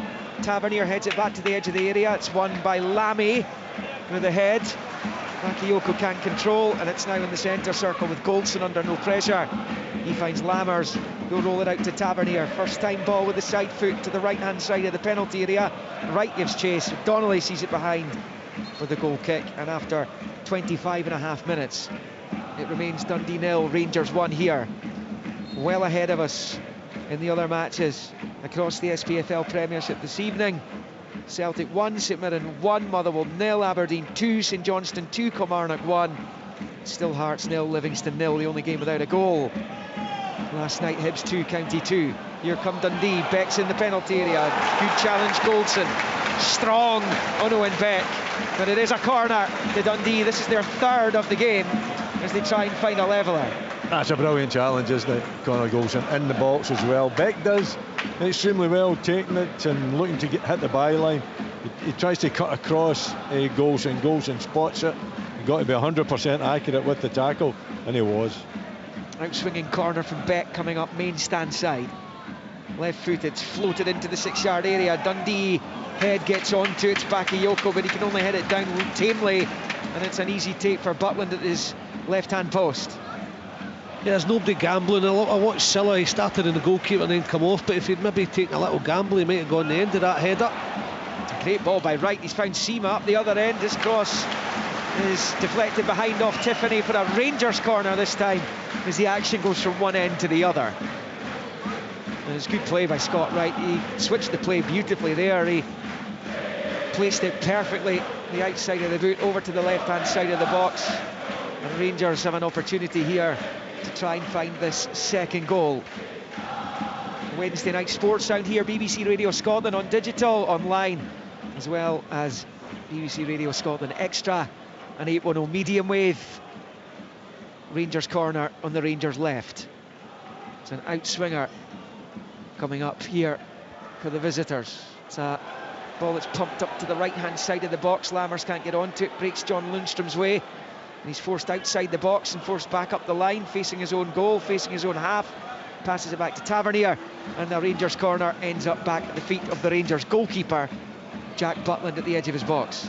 It's the deliveries, isn't it? They've not been great from the corners at times, you know, too deep. I don't know if you can see it for that pole, Willie. There's a couple of times where it's Goldson they're aiming for, the outswinger from Yilmaz, because he just stands in a block, maybe 4 or 5 players. He uses the 4 or 5 bodies for the outswinger and tries to leave his man because he's in amongst the group, and twice have just missed the delivery. Long ball, Goldson, he's found Wright on the right-hand side of the Dundee box. He falls, gets back to his feet, knocks it back to Tavernier. Back towards Scott Wright, right-hand side again, sliding into Beck's, good tackle. And he gets a little bit of help from Donnelly, he sweeps it clear up the line. And Goldson has it now, and he's under pressure, he's claiming he was fouled, and the referee agrees. Jack takes the quick free kick back to Balogun. Now it's with Lundstrom. into the centre circle he goes. Almost on 29 minutes. Lammers out to the left-hand side for Ridvan Yilmaz. Returns it left-hand side of the area for Sima. Sima is under pressure from Portales, goes back to Lundstrom, pokes it forward to Yilmaz, then back out to the left. Sima to Yilmaz again, good passing build-up by Rangers, low ball in from Yilmaz is poor though, and it's eased away by Joe Shaughnessy. Lundstrom tries to win it back for Rangers and does a good job of doing so. He pinches it off Tiffany. The changes haven't exactly had the desired effect for Tony Docherty as yet in the game. Wright gets it from Tavernier, knocks it through, looking for Sima, but it breaks the way of Antonio Portales, who clears. A little touch from Bakayoko, takes it to McCowan, right-hand side of the Rangers box just about. Runs into Lundstrom though, it's just so weak from Luke McCowan, and Rangers have it back with Lammers. Rolls it out to the left for Sima, who's forced back the way, infield to Wright, and then a sliding challenge is a really strong one from Donnelly. The ref's happy with it. Dundee have it back to Portales. He plays it off Sima, and now to play for a throw-in to Dundee over on the Dundee right, midway inside Rangers territory. 1-0 it is to the visitors. Quite a frantic game of football, isn't it? You know, there's not much calmness about it. I think in particular when Dundee get the ball, you know, they want to be competitive, but I think at times you just need to slow down a little bit, you know, and try to get you know, a few passes going, you know, maybe take their time and going up the park rather than just getting it and getting the head down and running forward. Dundee at the edge of the penalty area, Boateng hits it, but it's a pretty comfortable take for Butland, but it is a shot on target for Dundee. And it wasn't the worst attempt you've ever seen from Malachi Boateng. Had a bit of movement, didn't it, Liam? I was thinking that as well. Maybe, 25-30 yards out, right side of the pitch, and diagonal shot at Jack Butland. And he made it look easy, didn't he? Because there was a bit of movement, just plucked it and got on with it. I'm with Willie. I'm watching, especially the ball players, when they get it. It's as if, I've got it, Tiffany, McCowan, I've got to make something happen. I've got to be direct, and they don't, because they have given it away. I think they've got to build the confidence, especially McCowan is a player like that, where if he starts well, we'll go on and have a really good game, but if he gives it away a couple of times, then he's just got to do the easy thing, but he's given it away nearly every time. Rangers with Lammers on the attack, out wide right, the Dundee box. Tavernier steps in field, side foot ball to Jack with the left, back out to Tavernier, looking for space to cross potentially, shuffles it to the edge of the penalty area. There's a slip from Lammers, but it breaks Danilo's way into the penalty area, right for Jack, looks to stab it through. Danilo's there, Carson saves brilliantly, superb from the goalkeeper, and Kevin Clancy gives Dundee a free kick for the challenge by Danilo on the follow-up on the Dundee goalkeeper. He may have been at fault for the Rangers goal, but he's just prevented them scoring a second there. It stays Dundee 0, Rangers 1. It was a magnificent save again, wasn't it? You know, being in the right place, making himself big as Danilo is put through. He's put through completely free, just the goalkeeper to be. It's got to be quick, right enough. He takes a short backswing, he pokes the ball towards the goal, but Trevor Carson, fabulous save. Great build-up play as well by Rangers. Get Billy's thoughts on that in a moment. There's been a sending off in the game at McDermott, Tyrone. Yeah, it's St Johnstone that are going to have to see out the rest of this game with 10 men. That's after Dara Costello was shown a red card. It follows a pretty crude challenge on Matty Kennedy. The referee had initially booked Dara Costello, but the referee was then subsequently called to have a look at the incident at the VAR monitor. Having reviewed the incident, they then went back over to Costello and gave him a red card. So it's still 2-1 to St Johnstone here at McDermott Park, but as I say, they're going to have to see out the remaining 13 minutes with just 10 men. Yeah, and they're fragile. St Johnstone managerless, but leading 2-1, looking for a first league win of the season. Just 4 points in the bank so far. Costello sent off, double from Clark. That goal from Vassell early in the second half is making things extremely nervy for the Perth natives. Are Celtic about to drop points in the second successive league game? 1-1 with St Mirren, it remains in Glasgow. Aberdeen 10 minutes behind those matches because of the delay to the start of the second half due to the VAR communications. They're 2-0 up at Motherwell, are the Dons. And still goalless Hearts, Livingston. Long ball swept out to the far side, goes out for a Dundee throw-in. and I guess Tony Docherty will just be delighted his team's still in the game, because Rangers have cut out maybe 3 really good chances out with the goal, and the most recent one, Billy, was that terrific build-up play that almost set up Danilo for Rangers' second goal. It stays at 1-0 though to the visitors. Yeah, it was a really good piece of movement. I think Ryan Jack was involved and just kind of underlapped in the box and then spotted Danilo's run. They just prodded it through to him, and Danilo takes the touch. And Carson, you've said, you know, he did cost Dundee the goal, but he's more than made up for it, and that's why they're still in the game. The game could have been out of sight. It could have been 2 or 3-0 Rangers and no complaints, but Carson, although he's played a point negatively, he's had some saves after that to keep his team right in it. Yeah, it was a great save. Made himself big to deny Danilo. As Balogun comes forward, out to the left for Yilmaz. Now with Wright. Back to Yilmaz. Into Lammers, left-hand side of the Dundee box, level with the penalty spot, pulling it back. Oh, that might be a penalty there. No, says the referee. It's a sliding challenge from behind by Portales. Little bit fortunate there, albeit the protests don't seem to be too loud from Scott Wright, who was upended. It was just Willie, when you saw Portales coming in from behind there and Scott Wright, it looked like a poor challenge. I'm sure it'll be checked though, but yeah, it looked like a challenge that he's went through the player, but he's maybe got the ball as well. He's got it from Danilo. Wright shoots, blocked by Lamy, his hands behind his back as he made the block, as McCowan comes away with it for Dundee. Out to Beck on this near side. Side football infield to Silla, taking it up to halfway. Across he goes. Boateng to his left, passes it short to him. Back to Beck on the halfway line. And then back to Donnelly, and he goes all the way back to his goalkeeper. Carson goes out to that right-hand side, it's cut out. The Rangers have it back here with Lammers. Lammers is right to the left, instead it's the disguise ball into the area for Danilo. Forced out wide left to the penalty area. Danilo back out to the left-hand side for Wright. Then back to Yilmaz, level with the edge of the D of the Dundee box. Left foot floaty ball in, Seamus header. Comes to the right-hand side of the penalty area for Jack. He can't keep it in play. The deadlock has been broken in the capital in the game between Hearts and Livingston. Brian McLaughlin. The breakthrough, it's Harman Lothian 1, Livingston 0. The two substitutes to combine. Grant with a cross into the box. Kenneth Vargas sneaking in at the back post to hammer the ball high into the roof of the net. His first goal for the Tynecastle club. Hearts 1, Livingston 0. It's taken them a while, Hearts, but they lead against Livingston. There's been another goal at Fir Park. Last we heard 2-0 Aberdeen at Motherwell. Andy Burke. It would seem to be game over. Liam, Motherwell 0, Aberdeen 3. It's Jamie McGrath with the second of the evening. Motherwell pressing forward, trying to find a way back into the game. They get hit on the counter. Miovski looked like he might be the one to score. A great tackle to deny him just as he was pulling the trigger, but the ball fell to McGrath, who tucked home into the empty net to make it 3-0, and it looks like the Dons are heading for 3 points. It does indeed, and that is the perfect antidote for Barry Robson and his players after a traumatic week or so. The late defeat to the Greeks, PAOK, in the Conference League last Thursday, and a simply awful performance at Kilmarnock. Well, that's much better from them tonight. A double for McGrath, and that takes them from second bottom as it stands up to 6th in the table.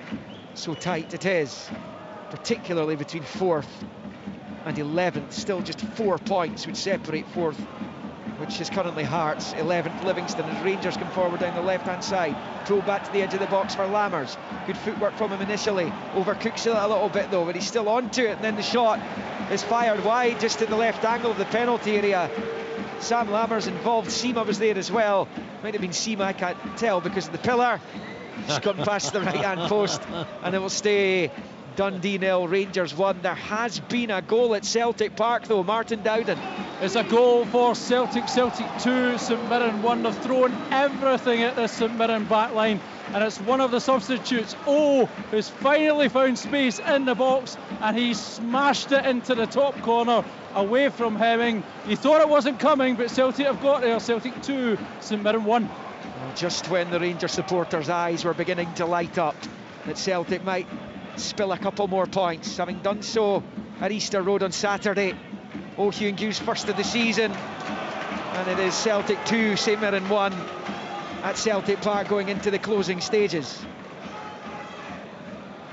And then Some of that Motherwell Aberdeen game 10 minutes further behind because of the delay to the start of the second half. St Johnstone still with a 2-1 lead, down to 10 men, but with that wafer-thin 2-1 lead. And McDermott against Kilmarnock. Hearts making the breakthrough late on through Vargas. And here at Dens, Ryan Jack's goal early on has them 1-0 up. We are approaching half-time, never mind full-time. There's about 6 minutes of the first half to play.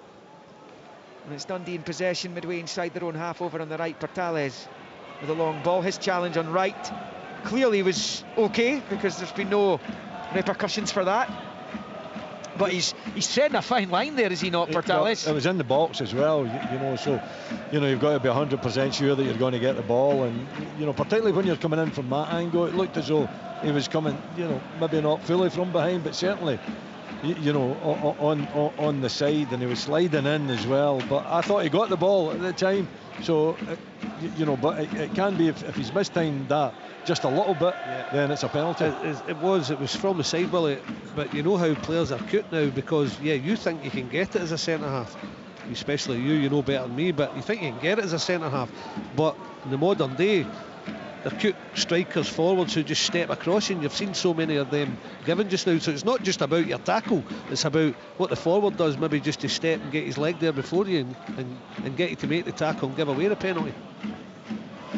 Some championship action for you on the BBC Scotland TV channel on Friday. Greenock Morton against Dunfermline is the offering before a busy weekend. There are a couple of games in the Premiership, including Celtic's trip to Ross County on Saturday.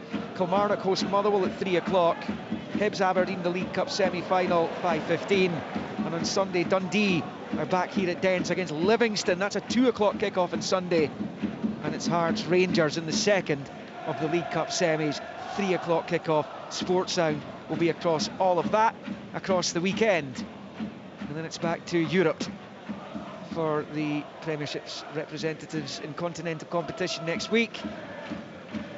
Getting towards knowing who's going through and who isn't. Tall order for Aberdeen, you suspect. For Celtic, they may need to have to get something in the Metropolitano against Atletico on Tuesday. Rangers are at home to Sparta Prague in the Europa League on Thursday evening. It's Goldson for Rangers, slipping it to Balogun. Two centre-halves just outside their own box at walking pace, exchanging a couple of 1-2s. Back at the feet of Balogun, rolls it into the Dundee half for Danilo. Out to Yilmaz over on the far side. I'm going to try and find Seamatz. Well won back though by Dundee, but then given away almost immediately, and ruining all his good work was Portales there, and Rangers have it with Sima, rolled by Danilo, left-hand side of the box. Danilo looking for it back from Yilmaz. The pass across is cut out though by Tiffany. Still it's Ridvan Yilmaz rolling it back up the line for Lundstrom. To Jack, and then to John Lundstrom as well. He and Jack have gone about their business pretty well in the game so far. His right picks up, but he gives it away, and it's Dundee with McCowan across the halfway line. Low ball out to the right-hand side here for Bakayoko. So he's been on the fringes of things, taking on Balogun. Rolls it, gets it back. Chance here, shot saved by Butland at the near post. Flag's gone up anyway after it was returned to him from Boateng. It was a really good give and go, but he's gone just that bit too soon, and it stays Dundee 0, Rangers 1 as we get close to half-time here at Dens. There's been another goal in the game in Motherwell. Andy Burke. And if there was any doubt about the destination of the 3 points, it's been removed completely. Aberdeen lead by 4-0, and it was all so easy. Corner whipped in. Liam Kelly came out his goal to meet it. He didn't get there. Duke, the substitute, got up above him to nod home into an empty net. It's been a very impressive display from Aberdeen, but it has been fairly pitiful from Motherwell this evening. It is Motherwell 0, Aberdeen 4. Here come Rangers. Seema's ball in, but he couldn't quite find Danilo. Carson gathers on the 6-yard line, and Rangers still continuing to threaten that second goal, but it just wouldn't fall for them on that occasion, and it remains 1-0. And Andy telling us Duke for Aberdeen is 4th for the Dons this evening, and Duke's 2nd of the season. Tavernier's clearance charged down by Boateng, but he reacts really well and sees it behind for the goal kick. Since a goal, I mean, I know Rangers have had a couple of chances, but Tony Docherty, you touched on it, Liam, he'll be pretty pleased the way it's kind of faltered at the end of the first half, and just looks much more an even game. Rangers have the best chances, they deserve to be in front. They could have been 2 or 3 up if they'd taken them. But the last 10 minutes or so, it's been kind of even. Rangers are no real chances. I had the 1-2, which is offside Dundee, and the good save from Butland, but it's more even now in this last 10 minutes, and Dundee look as if they're just gradually getting themselves into this match. Connor Goldson for Rangers on the right of the centre circle. He squares it to the left of it for Balogun. This is their 9th away game this season. Rangers, they've only won 3 of them, but it has been their last 3 away Premiership matches they've found success in. There's McCowan for Dundee. Bakayoko went into an offside position, so he shifts it square to Boateng and finds Sela. Out to the right-hand side, it's Tiffany. Darting in field, Scott Tiffany, more than capable. Finds McCowan, good position at the byline. McCowan fakes the first cross and dinks it in eventually. It's flicked away by Wright though. More height than distance in the clearance. Lammers helps it on its way. Jack's ball forwards cut out by Lamy, but it was a hand used, and that's going to be a free kick to Dundee. Ryan Jack still complaining to Kevin Clancy. I'm not sure about what, because he's got the decision as 1 minute is added on at the end of the first half. We've gone into that now with the scoreline at Dundee 0, Rangers 1. I think they were unhappy because it's Danilo v Shaughnessy in a 1-on-1 if he gets it past them, and there was a real goal-scoring opportunity, but it wasn't daft from Lamy. Could have picked up a yellow, but definitely handballed it and just stopped Rangers going on a real close break to try and get a second goal. It looked a bit deliberate as well, didn't it? You know, I think he knew what he was doing. It wasn't accidental. I think that's what Ryan Jack was having a go at the referee for. But you're right. I mean, I don't think that Dundee are out of this game. They lived dangerously a few times in the first half, but they've also shown enough drive to get forward and to try and cause Rangers issues. They haven't been successful on too many occasions, but the threat is still there. Half time. A lot later than advertised. What's that, 25 to 10 in the evening, and it's half-time only here at Dens. An eventful night here. The Rangers team coach stuck on the Tay Bridge after having their meeting and pre-match meal in St Andrews. They got here eventually around about 25 past 7. The game was meant to kick off at 7:45. Eventually got underway at 8:30. We played a couple of minutes, and play had to be stopped again because smoke alarms were going off in the Shankly stand, where the Rangers supporters almost en masse set flares alight. So the game had another stoppage. That was about 10 minutes, I think, by the time the teams came back out onto the pitch. And when they did, in double quick time, Ryan Jack put Rangers in front with the second of the season. Mistake by Carson after good work down the left by the visitors. The shot from Danilo was spilled by Carson, and Jack was there on the follow-up to tap home. And that is the only goal of the game so far. They've had a few other opportunities, most notably from Danilo, who found himself in after really good build-up play. Goal side, had the shot, Carson made the block, he did really well, spotted the danger, came out and made himself big to deny the Brazilian. Lammers hit the side net as well, as Rangers looked for a second goal that might knock the stuffing out of informed Dundee, who haven't had too many opportunities. Jack Butland's made a couple of relatively comfortable saves, and it's been a bit stop-start as well here at Dens, but it's been a stop-start night all round in the city of Discovery. Half-time at Dens, Dundee 0, Rangers 1. On digital radio, online at BBC Sport Scotland, or play BBC Radio Scotland Extra on your smart speaker or BBC Sounds. This is Sports Sound. Scottish football lives here. What a goal! Full second half commentary to come from Dens Park. Rangers in control there. There has been another goal, Andy Burt, Fir Park. Yeah, and Motherwell have finally found their way through the Aberdeen defence. Theo Bair, the substitute, had a shot from the edge of the box. Didn't look to have a great amount of power behind it, but it found its way past Kel Roos in the Aberdeen goal and it trickled into the net, but it really has been a fairly abject display from Motherwell this evening so far, Kenny. Aberdeen been completely dominating the ball. Jamie McGrath with a couple of goals, Nicky Devlin and Duke, the substitute, made it 4. just before what you would imagine is a consolation from Motherwell. So Motherwell have something to show for their efforts, but not a lot of time to find their way back into this match. And from what we've seen so far, it's hard to see them mounting any sort of comeback. It's Motherwell 1, Aberdeen 4. Terrific night for the Dons at Fir Park. Looks like it will be a good night for the home side at Celtic Park. Martin Dowden. Yes, Celtic, I've got there Celtic 2, St Mirren 1, and it's that's a hero. And for so long of this game, it didn't look it was coming. Did you enjoy that, Kenny? Yes. I did too. Thank you.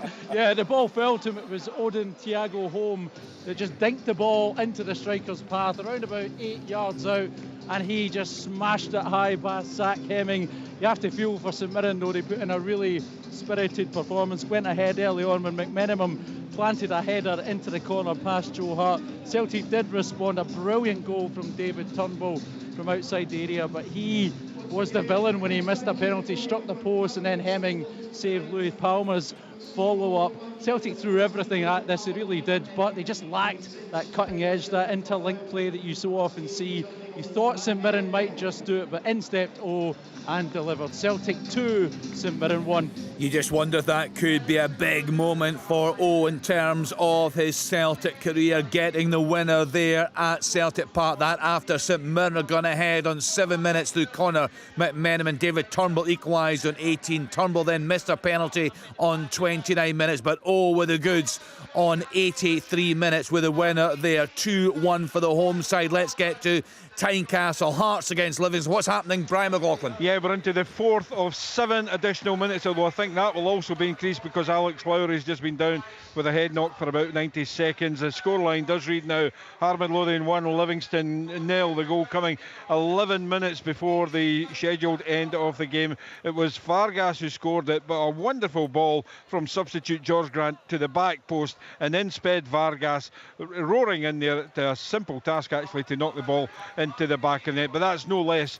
than Hearts deserve. I genuinely cannot remember a more one-sided game at Tynecastle, and the scoreline only reads 1-0. Hearts have been fantastic, and here comes through Shankland this time, just inside the box, and it's deflected. It's going to be another corner. Hearts, in fact, no, incredibly, the referee has given that one as a goal kick to Livingston. Yeah, it looks like Hearts are going to collect all 3 points. A major boost ahead of the semi-final coming up against Rangers this weekend. Still playing though, Hearts 1, Livingston 0. Yeah, looking at the stats, 79% possession for the home side, 24 shots, 10 on target, not one shot on target so far for Livy there. Let's then get to McDermott Park. A big night for Alec Cleland. He's in caretaker charge of St Johnstone. They're at home to Kilmarnock. What's happening? Tyrone Smith.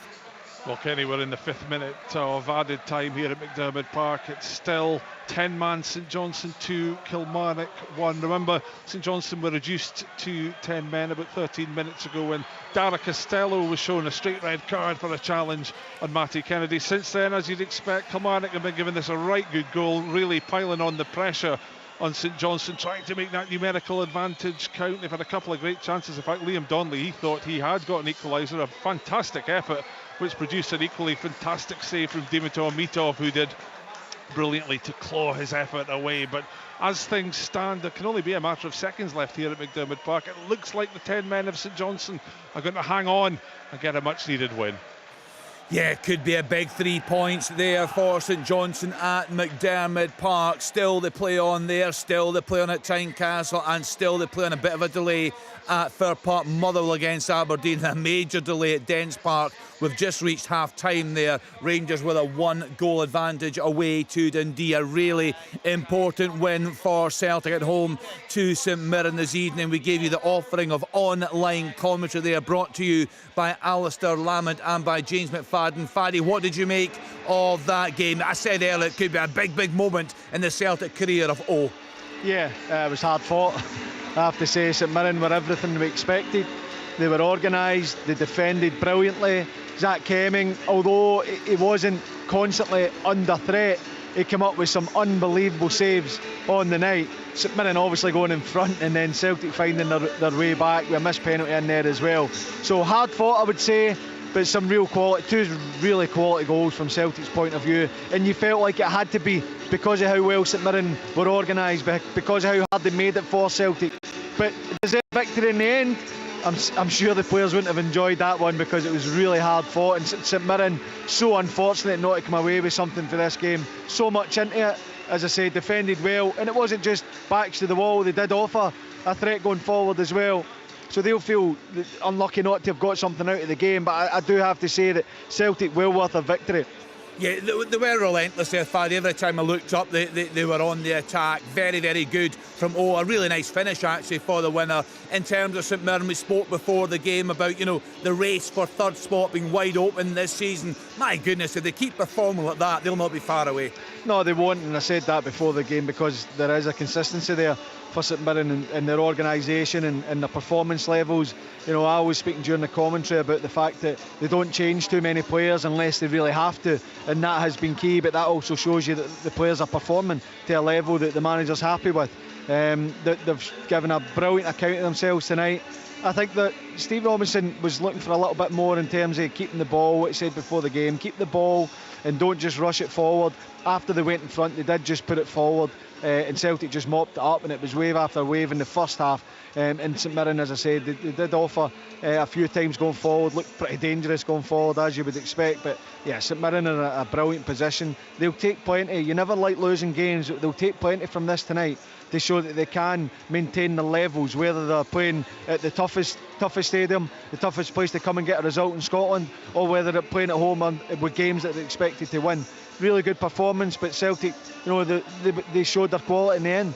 Yeah, no doubt about that, Faddy. The class shone through there. You can see all the goals and the highlights on Sports. A great goal from David Turnbull and a really nice finish from O on 83 minutes, either side of an opener from Conor McMenamin on 7 minutes. So it finished there, Celtic 2, St Mirren 1. We will get you post-match reaction from that when we heard from Alec Cleland before the game at McDermott Park. A big, big night for him as caretaker manager. How did it finish, Tyrone Smith? Yeah, it's finished St Johnstone 2, Kilmarnock 1 here in Perth. The first league win of the season for the Perth side. And, the Saints, they made a really dream start, opening the scoring on just 2 minutes. Chris Kane's shot was parried into the path of Nicky Clark. He smashed the ball into the net. The assistant referee had initially flagged for offside, but the goal was eventually given after a VAR check. And just a few minutes later, it was 2-0 Graham Carey. He played the ball in from the left, and it was Nicky Clark again getting on the end of it to double the home side's advantage. Saints went close again when a Liam Gordon long-range shot was tipped over the bar by Killie keeper Will Dennis. They had another great chance when a Chris Kane overhead kick fizzed just over the bar. But Killie cut the deficit at the start of the second half. The ball was swung in from the left-hand side by Matty Kennedy, and Kyle Vassell, he slid in to prod the ball into the net. Saints were reduced to 10 men in 77 when Dara Costello was shown a red card for a late challenge on Matty Kennedy. He was initially booked, but that sanction was upgraded following a VAR check. Killie really pushed for an equaliser after that. Liam Donnelly thought he'd got it, but Saints keeper Dimitar Mitov did brilliantly to claw his effort away. And that was that at McDermott Park, where it's finished St Johnstone 2, Kilmarnock 1. So a really hard fought tight win for the home side there. Also a narrow victory for the home side at Tynecastle, Brian McLaughlin, but my goodness, it should have been so much more. Absolutely, Kenny. It finished Hearts 1, Livingston 0, and you would say, well, that must have been a tight game. Nothing could be further from the truth. Hearts dominated from start to finish, and only Jack Hamilton in the Livingston goal, who was absolutely magnificent. And to be fair to the Livingston defence, he stood firm for most of the game, but particularly in the first half, Shankland, he hit the crossbar, he 3 or 4 cleared away by the Livingston defence. Jack Hamilton made some magnificent saves, but the breakthrough came 11 minutes before the end of the game. 2 substitutes combined, George Grant and Kenneth Vargas, and it was Vargas at the back post who knocked home his first goal for the club to give Hearts all 3 points and send them back up to 4th place in the table this evening. It finished at Tynecastle. Hearts 1, Livingston 0. Thanks to Brian McLaughlin. We'll go to Fir Park in a couple of minutes' time. Still playing out there. A bit of a delay at the start of the second half. In the EFL Cup this evening, West Ham 3, Arsenal 1, Bournemouth 1, Liverpool 2, Chelsea 2, Blackburn Rovers 0, Everton 3, Burnley 0, Ipswich Town 1, Fulham 3. This is the latest score, 73 minutes played. Manchester United 0, Newcastle United 3. An absolutely incredible run of form that Manchester United are on. They, of course, were thumped in the Manchester derby at the weekend and thumped again this evening. Just looking through some of the score lines in Europe this evening, Bayern Munich went ahead in their cup tie at Saarbrücken, but they lost by 2-1. I was also keeping the eye earlier on in that Spanish cup tie. Real Betis, of course, in Rangers Europa League group. It was 9-0 to Betis at half-time in that game, and that has finished there in that game tonight. Just looking for the final score line there. So many cup ties in Spain this evening, but they were 9-0 up. They finished 12-1 to Betis away at Hernan Cortes. So some interesting score lines across Europe this evening. Of course, we are focusing on the action here in Scotland. So Celtic beating St Mirren by 2-1 half-time. Dundee 0, Rangers 1. We've just heard from Brian McLaughlin. Hearts 1, Livingston 0. St Johnstone 2, Kilmarnock 1. And still playing, but no doubt about who's going to be taking the points at Fir Park. Andy Burke.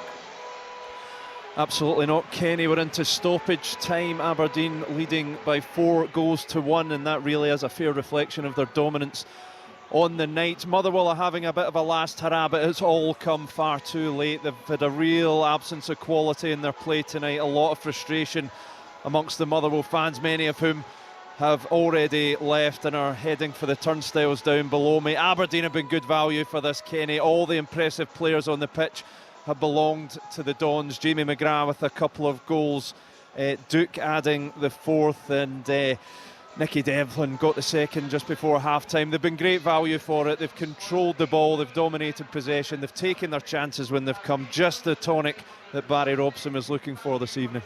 Yeah, just watching a replay of that really important goal for Hearts. Vargas at the back post with that goal. Just looking at the live table as things stand then, Celtic top 29 points. If Rangers go on to win the game at Dens Park, they will be on 24 points. St Mirren 18, Hearts into fourth, 14 points. Kilmarnock fifth on 13 points. Aberdeen now into the top six. Barry Robson said that it was so tight ahead of the games tonight. That win has put them into sixth spot, 12 points from their opening 10 games. Dundee, if they remain the same, they are a goal down at home to Rangers. They are seventh, 11 points. Hibs 11 points. Motherwell 11 points. Ross County are in 10th with 10 points. That draw for them coming from behind at Easter Road last night. Livy, they are on 10 points. St Johnstone clawing their way back at the bottom of the table, now within 3 points of Ross County and Livingston. And another goal, Andy Burke.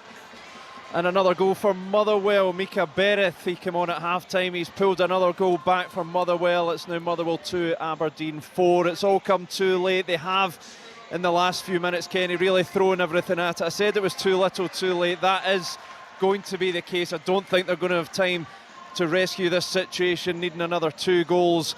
But at least it puts a little bit of gloss on the scoreline for Motherwell. It's Motherwell 2, Aberdeen 4, and we're heading into the final minutes. Yeah, so that one is going to finish with a victory for the away side. So Celtic 2, St Mirren 1, Hearts 1, Livingston 0, Motherwell 1, Motherwell 2, Aberdeen 4, deep into stoppage time. St Johnstone 2, Kilmarnock 1, and at half-time a real delay to the start in Dundee 0, Rangers 1. Let's get back then for second half commentary with Willie Miller, Billy Dodds and Liam McLeod. Indeed, Kenny, thank you very much. Kerdine Idsan can bring us news of a double Dundee change at the start of the second half. Yeah, manager Tony Docherty clearly not happy with what was a below-par performance from Dundee, and he's not hung about at all. Half-time subs Cammy Kerr and Zach Rudden are on. Scott Tiffany is off, as is Ricky Lamy. Game on then here at Dens. Dundee do so going left to right, wearing the all-navy blue. Rangers in the red shirts, blue shorts, red socks with the blue tops. And it's Dundee in possession with Boateng on this near side to the overlapping Kerr, who's just on against Yilmaz, loops the cross in, but it's gone over the crossbar and behind it goes for the goal kick to Rangers. So Willie Miller, a shake-up from Tony Docherty. The manager's making a double change, and I know this is the age of the 5 subs. When he was making a double change at the break, he's clearly not impressed. Yeah, I think he's trying to turn the game around a little bit and be more aggressive, and get Cammy Kerr, who's a natural right back as well, take Lamy off, and Portales then goes in to a centre back position. The shape itself hasn't changed, other than it's 2 up top now, with Rudden coming on as well. So it is very positive, the changes that he's made. He's brought on a full back that he'll be hoping to get forward, and he's got two strikers up top as well, more targets to hit. Zach Rudden, of course, was on the books at Rangers, spent a lot of his time there out on loan, most notably at Falkirk, Partick Thistle. As Kerr picks up on this near side, under pressure from Sima. Unchanged Rangers from the start of the first half. As Kerr picks up, it's a poor ball though, straight to Lundstrom. Rangers in with a 1-0 lead. Here's Lundstrom coming forward. Kerr's challenge, Lundstrom slides in, can get it into the Dundee box, but he can't frighten Danilo, and it's right through to Trevor Carson, who made that really important save from Danilo in the first half, knowing that a second Rangers goal might put this game to bed. He made a big save at a big moment. It's the long ball from Kerr down this near side, is collected well by Balogun, stretching his legs, foul by Rudden, free kick Rangers. Tony Docherty complains, but I don't think he can have too many complaints, and Rudden isn't one of those who is annoyed with the decision. Rangers take the free kick. It's picked up by Jack. Over on the other side, he finds Tavernier in the Dundee half. Side football forward into the central area for Danilo, who finds Lammers. Out to Jack, down the line, comes back to Jack from Tavernier. Jack in field to Danilo. Little dink ball out towards Tavernier. There's a misunderstanding, and he puts it out for a Dundee throw-in in front of the Derry over on that far side. Dundee 0, Rangers 1. I was like you, Willie. I thought they were keeping the 4, but it's, they've made it a 5. They've obviously pushed Portales back in, and Donnelly's gone to the other side with Shaughnessy in between them, and then Beck, who I thought had gone to left back, but he's not. He's left wing back, and then Cammy Kerr. So asking a lot of Beck and Cammy Kerr on either side, but keeping really solid at the back. But they're going to be way short in midfield. You can see Rangers getting a grip of it. Here's Kerr though, Boateng ahead of him, but he's held up by Sima. Moving it back to Portales. Right foot dink ball to the left angle of the penalty area. To Beck, good play, skips infield, into the box he goes. His shot's blocked there by Goldson. Opened up beautifully for Owen Beck, but Rangers are able to clear through Tavernier as Danilo takes a lovely first touch. Then with the head, and he's got it in on goal now, 1-on-1. It is Danilo, it's over the bar. Huge chance for Danilo to make it 2. He kicks the post in frustration, and it stays Dundee 0, Rangers 1. It looked as though he'd done the hardest part of it. Yeah, absolutely. I mean, it was great skill as the ball came to him in the air. Shaughnessy got himself caught out. Danilo, lovely little kind of a header forward over the top of Shaughnessy, and then he showed him a clean pair of heels. Portales was trying to get back there, but none of the two of them could make up enough ground, and then just when he needs to show the calmness, he decides to really put the laces through it, but unfortunately he puts it way over the bar, and it's a great opportunity for him. At the very least he makes the goalkeeper make the save, but for me he should have been in the back of the net. Bakayoko was almost in up the other end. He's wrestled it off Balogun, the edge of the Rangers box, back to Boateng, out to Kerr on the near side, infield to Bakayoko. His pass along the 18 though is cut out by Ryan Jack, and he goes back to his goalkeeper. What a chance that was for Danilo, right in front of the Rangers supporters as well. Self-made, and you knew Shaughnessy wasn't getting there. I mean, just getting in the listener's mind when it's the flight of the ball up is, I mean, he's still 45 yards to get to goal, Danilo, but as soon as Shaughnessy moves forward just before the halfway line, and he's not getting there, and Danilo flicks up in the air, and then he just spins and runs after his own flick, and I'm thinking Shaughnessy's in trouble. Takes a lovely second touch, gets out his feet, could maybe have gone another couple of yards and concentrated and keep it low, getting it past the goalkeeper, but goes a wee bit early, Willie, doesn't he? Shoots from about maybe 15 yards and blasts it over the crossbar, but what a chance to make it 2. Finished 4-2 Aberdeen at Motherwell. Dons were 4-0 up at one point, a couple of late Motherwell goals from Bear and Beereth, but a relatively comfortable evening in the end for Aberdeen, albeit just a 2-goal margin rather than the 4. 2 from McGrath, Devlin and Duke with the others. Celtic leaving it late to beat St Mirren 2-1. St Johnstone with a hugely important 2-1 win over Kilmarnock, and Hearts 1-0 over Livingston. Here come Rangers. Danilo picks it up, he's in, he scores! Danilo scores this time, beats his chest in frustration initially, but when it broke to him, right hand side of the box, he rifles it home into the left hand corner, salutes the Rangers supporters, just minutes after lofting it over the crossbar. It's Dundee 0, Rangers 2, and that might be game over. I think it's Scott Wright that makes the initial pass in for Sima, and then Sima was a wonderful little pass, little side foot pass into the path of Danilo, just on the right hand side of the box, and he makes no mistake this time. He drills it into the back of the net, but wonderful build up from Rangers. It has been coming, little delicate pass into the path of the striker, and he makes no mistake this time.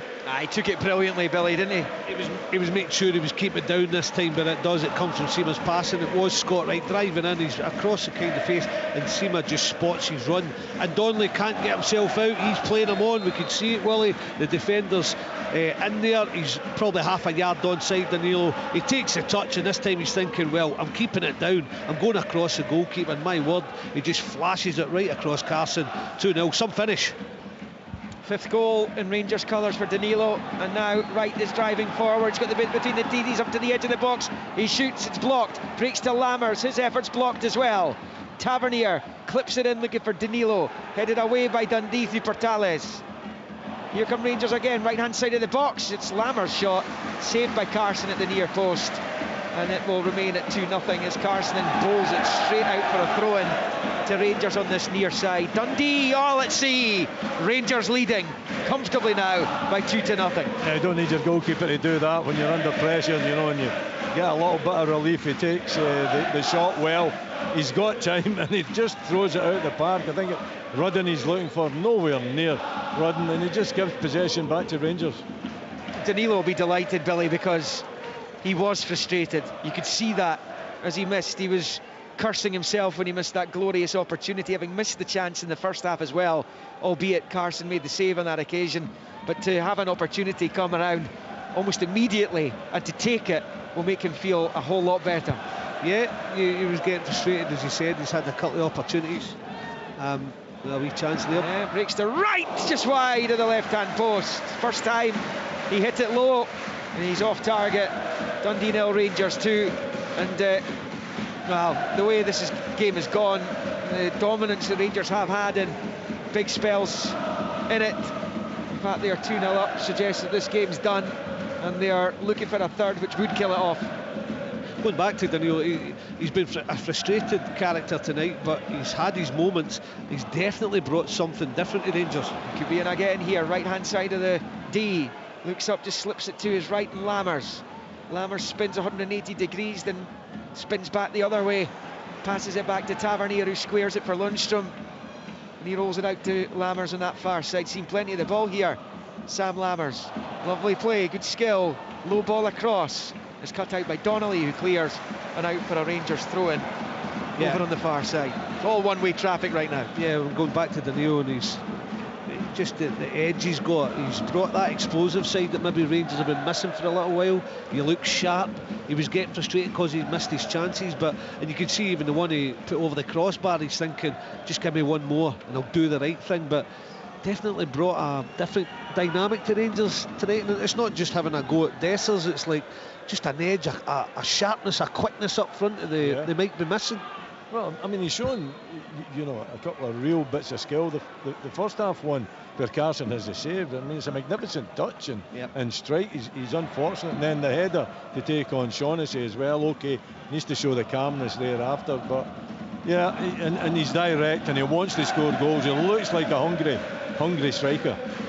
I think, sorry Liam, quickly, that taking the 4 or the 5 out of midfield, because you're thinking they'll still get 5, but your 2 wing backs are pushed right back, so it's a back 5. It's asking a lot of the 3, and if one of the strikers can't get dropped in, I think they've handed the initiative to Rangers in that midfield. I think they're getting tons of the ball now, and they weren't really getting that towards the end of the second half. Yeah, Tony Dock might not have been happy with the performance, but they were in the game. Willie said at half time, it's just handed the initiative to them, from especially that midfield area.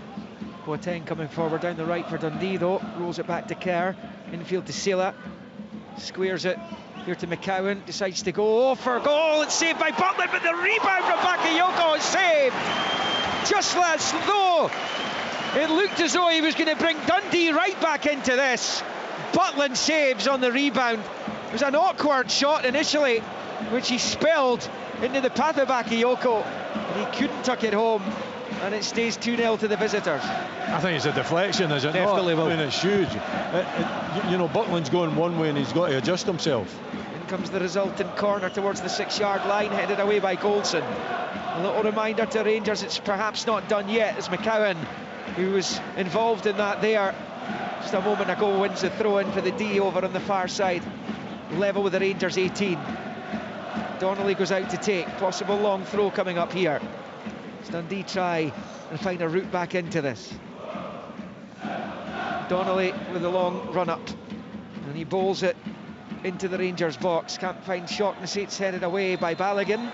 But there was a little push just as it came in by one of the Dundee players. I think it was Silla. And that's going to be a free kick to Rangers inside their own penalty area. They lead 2-0. I mean, it's a chance Bakayoko should do better, I think, but it's a great save, double save from Buckland, isn't it? You know, I think he goes down with the deflection from McCowan. He was really frustrated, the young midfielder, because you know, I think another goalkeeper then, he's not adjusting himself well enough to make that save, and he did well just to par it out. Okay, you think maybe he should par it out a little bit at the angle it falls in the path, right in the path of Bakayoko. I think he should maybe just lift it over him. Do you know what? He's tried to do the right thing, he's just not connected with it the right way. A half foot higher, I think, is over Butland. It's a great save, he has to respond. Look at this run from Owen Beck, driving forward. He's up to the edge of the penalty area here, chops back onto his left hand side. He's overcooked it, and Rangers have numbers back to get it away. But again, another example of what Owen Beck can offer this Dundee team. The man on loan from Liverpool. The long ball for Rangers comes all the way through to Carson at the edge of his box. The Northern Ireland international up high to the Rangers half. The header from Balogun, now Silla in the centre circle, out to Kerr. Kerr's on this near side, 6 yards inside Rangers territory, dinks it down the line for Rudden, level with the 6-yard line. Looking to cross, cut out by Balogun. Dundee have a corner. They for sure need to get the next goal.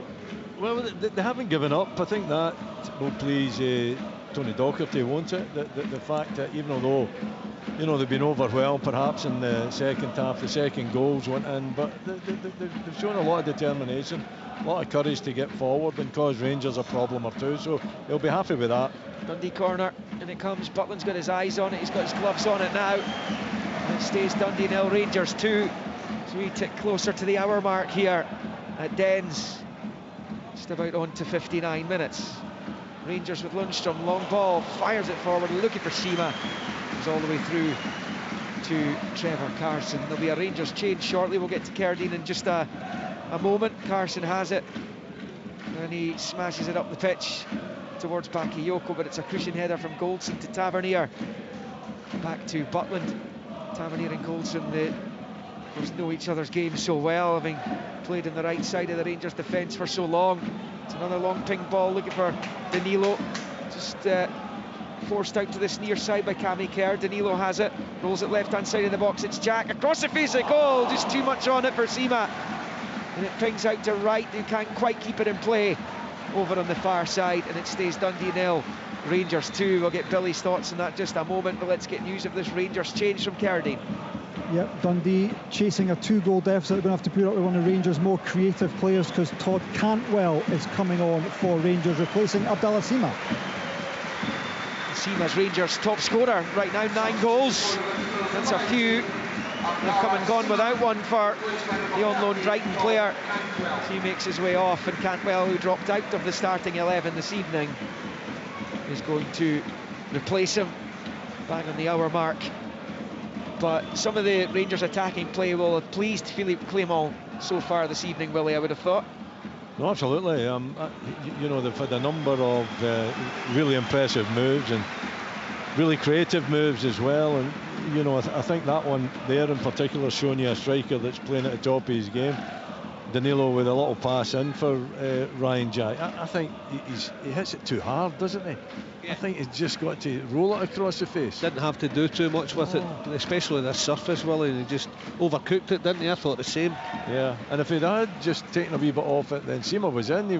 He wasn't far off it. but he was stretching all the time and sliding into the goal himself. But if Ryan Jack, normally a very cultured player, if he had just taken a little bit off it, I think it could have ended up in the back of the net. Get the room in midfield, and that move started from that diagonal where I could see Portales pulling Cammy Kerr in, and once it did, the two of them, they're in real trouble. I mean, Rangers fullbacks, if that's the case and the wing backs get pulled back, the fullbacks step onto the game all day long. It's just outnumbered in midfield. Although Tony Docherty would love his wing backs to be in midfield pushing forward, it's not been the case so far in this second half. Crossball comes in towards Danilo, heads just wide, what a chance. 6 yards from goal, he puts it wide of the left-hand post. Joe Shaughnessy was caught completely there, and Danilo, perhaps surprised he'd so much time and space, puts it past, and it stays Dundee 0, Rangers 2. He's unlucky. You can actually see what he's trying to achieve there as the cross come in from Yilmaz, and he's just drifted, in the blind side of Shaughnessy, and he's facing away from the goal. He's just got to try and lift it over the goalkeeper. That's exactly what he tries to do. He's unlucky to see it go by the post. 62 on the clock. Here is Portales with a header up to halfway, breaks to Kerr, back to Shaughnessy, the Dundee skipper, into the centre circle for McCowan, and picked up by Donnelly in the left. Beck on the touchline, he goes long though instead, but goes all the way through to Jack Butland, and that's not going to aid Dundee's cause at all, as Rangers look to win a 7th straight meeting with Dundee, who haven't kept a clean sheet against them. 29 meetings now, going back to December 01 during a goalless draw here. Positive results are few and far between for Dundee in this fixture. They managed a few victories since that famous 4-3 win where a certain Billy Dodd scored twice for Dundee. As Rangers come forward again into the penalty area, it's been missed by the defender. Danilo shoots, it's just wide, takes a deflection. Trevor Carson was utterly rooted there, hopeless to that situation, and Rangers have to settle for a corner as Danilo's deflected effort goes past the left-hand post. Yeah, he's beaten, isn't he, and he knows it, but it all comes again. Willie just said that Conor Golson on the ball, and Yilmaz just steps in, and they're gone beyond. Cross comes in, falls to Danilo, deflected shot, probably half a foot wide of the right-hand post. Rangers corner, Ridvan Yilmaz over it on this near side. Rangers warming up for that oh-so crucial semi-final in the League Cup against Hearts on Sunday. Hibs Aberdeen to come on Saturday. Final four battle it out for a place in next month's final. Yilmaz with the corner, headed away by Rudden. Will be picked up by McCowan midway inside his own half on this near side. Faced by Jack. McCowan dances back facing his own goal. He was short with the pass there to Kerr, who's to slide in on Cantwell. Loose ball breaks to Jack now. Yilmaz then right to Yilmaz. I think it's fair to say Rangers are enjoying their evening right now, in total control of this one, knowing they have to react to Celtic's late show against St Mirren. Rangers left it late against Hearts on Sunday. Celtic likewise tonight against St Mirren, as Cantwell works the 1-2 right. Cantwell shoots from the edge of the area. It's blocked and cleared by Donnelly and picked up on this near side by Kerr. Danilo battling for it, and it comes off Cantwell eventually, and then back off Danilo, and a goal kick it will be for Dundee. It's Dundee 0, Rangers 2. It's a struggle for Dundee, isn't it? Second half, you can understand what Tony Docherty is trying to achieve, by getting the two up top and maybe being more of a threat, but in fact they've been less of a threat in the second half. Rangers have had much more control. Just cost them in other areas. Totally get it, want to be a threat, but when you give top teams space in midfield, they'll hurt you. Cantwell has it, left angle of the box, rolls it out to Jack on this near side. Then back to Yilmaz, level with the edge of the D of the Dundee box, short to Jack, back to Lundstrom, and back into his own half for Balogun. It's funny, isn't it, because Rangers were, for large spells on Sunday, unimpressive, but because of the nature of the victory, the late nature of the victory, it's amazing that can kind of galvanise a team when they turn a game around at that stage. It must do wonders for the confident. Fine lines, you can see it. They've taken it right into this game. Cod's probably they closed the gap as well. There's Cantwell, the edge of the box, deflected, and Rangers have another corner. Dundee cannot get out. Again, it's Willie's talking about it there, and quite rightly so, where you try to get a 2, you try to be a threat, but it costs you in other areas. But it's a midfield that's really finding it close to get to the Rangers midfielders. Plus now, the thing that Tony Docherty nullified in the first half, the full-backs, by playing Owen Beck left midfield and Tiffany to take Yilmaz the other way, that's gone because the full-backs are just stepping in free will now. Outswinging corner coming up from Yilmaz, main stand side as Rangers attack the goal to the left.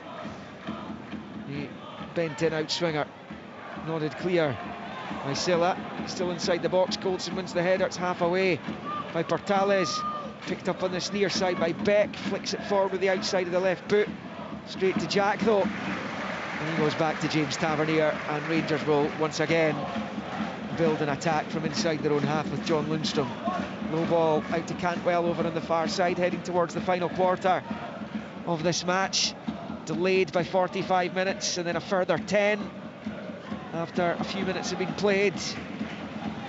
Combination of the weather, the traffic and pyrotechnics means that it's 10:15 in the evening and there's still a quarter of this Premiership fixture to play. Rangers though leading it by 2-0 as that goes behind for a Dundee goal kick to be taken by Trevor Carson. And they're pretty much cruising it now, aren't they? Total control of the game, and you know, really finding space all over the pitch, you know. None more so than in the full-back areas. I think Tony Docherty will be looking at it. You can understand why he's made the changes, but he's got two strikers on. It's not as if he can, you know, well, he could still change it and go back to a back four, but then he's maybe admitting that, you know, his initial change didn't work. But I think that's what, you know, a coach and a manager, he better watch himself there, because, you know, his old pal get done for encroaching onto the pitch.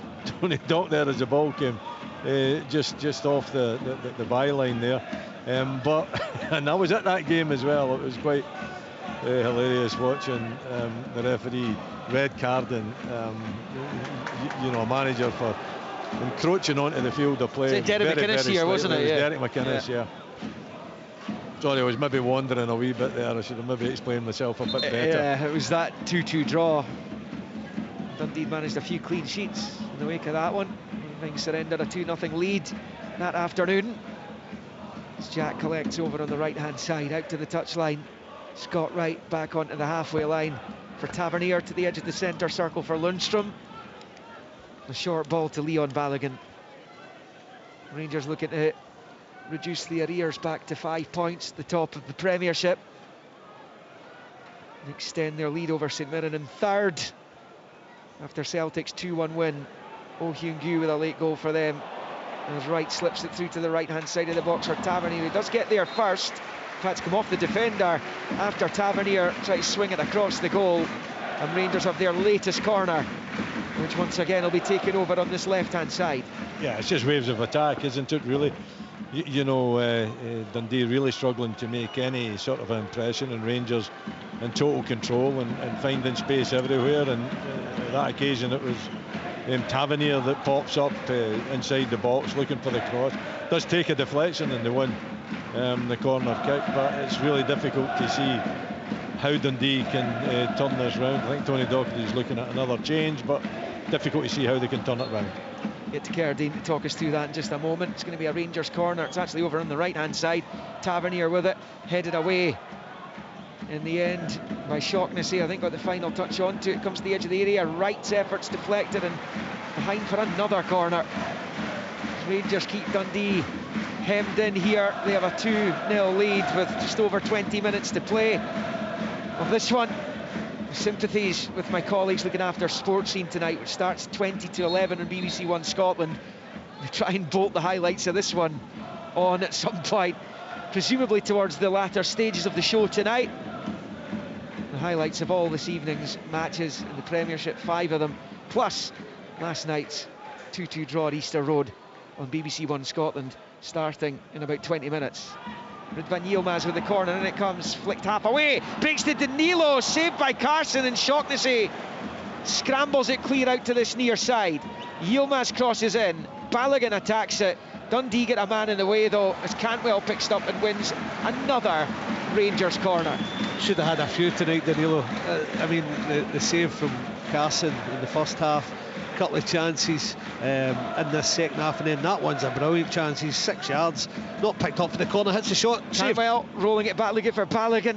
Donnelly got in the road, but it breaks to Tavernier, who knocks it with the outside of the right boot, but it was past the left-hand post.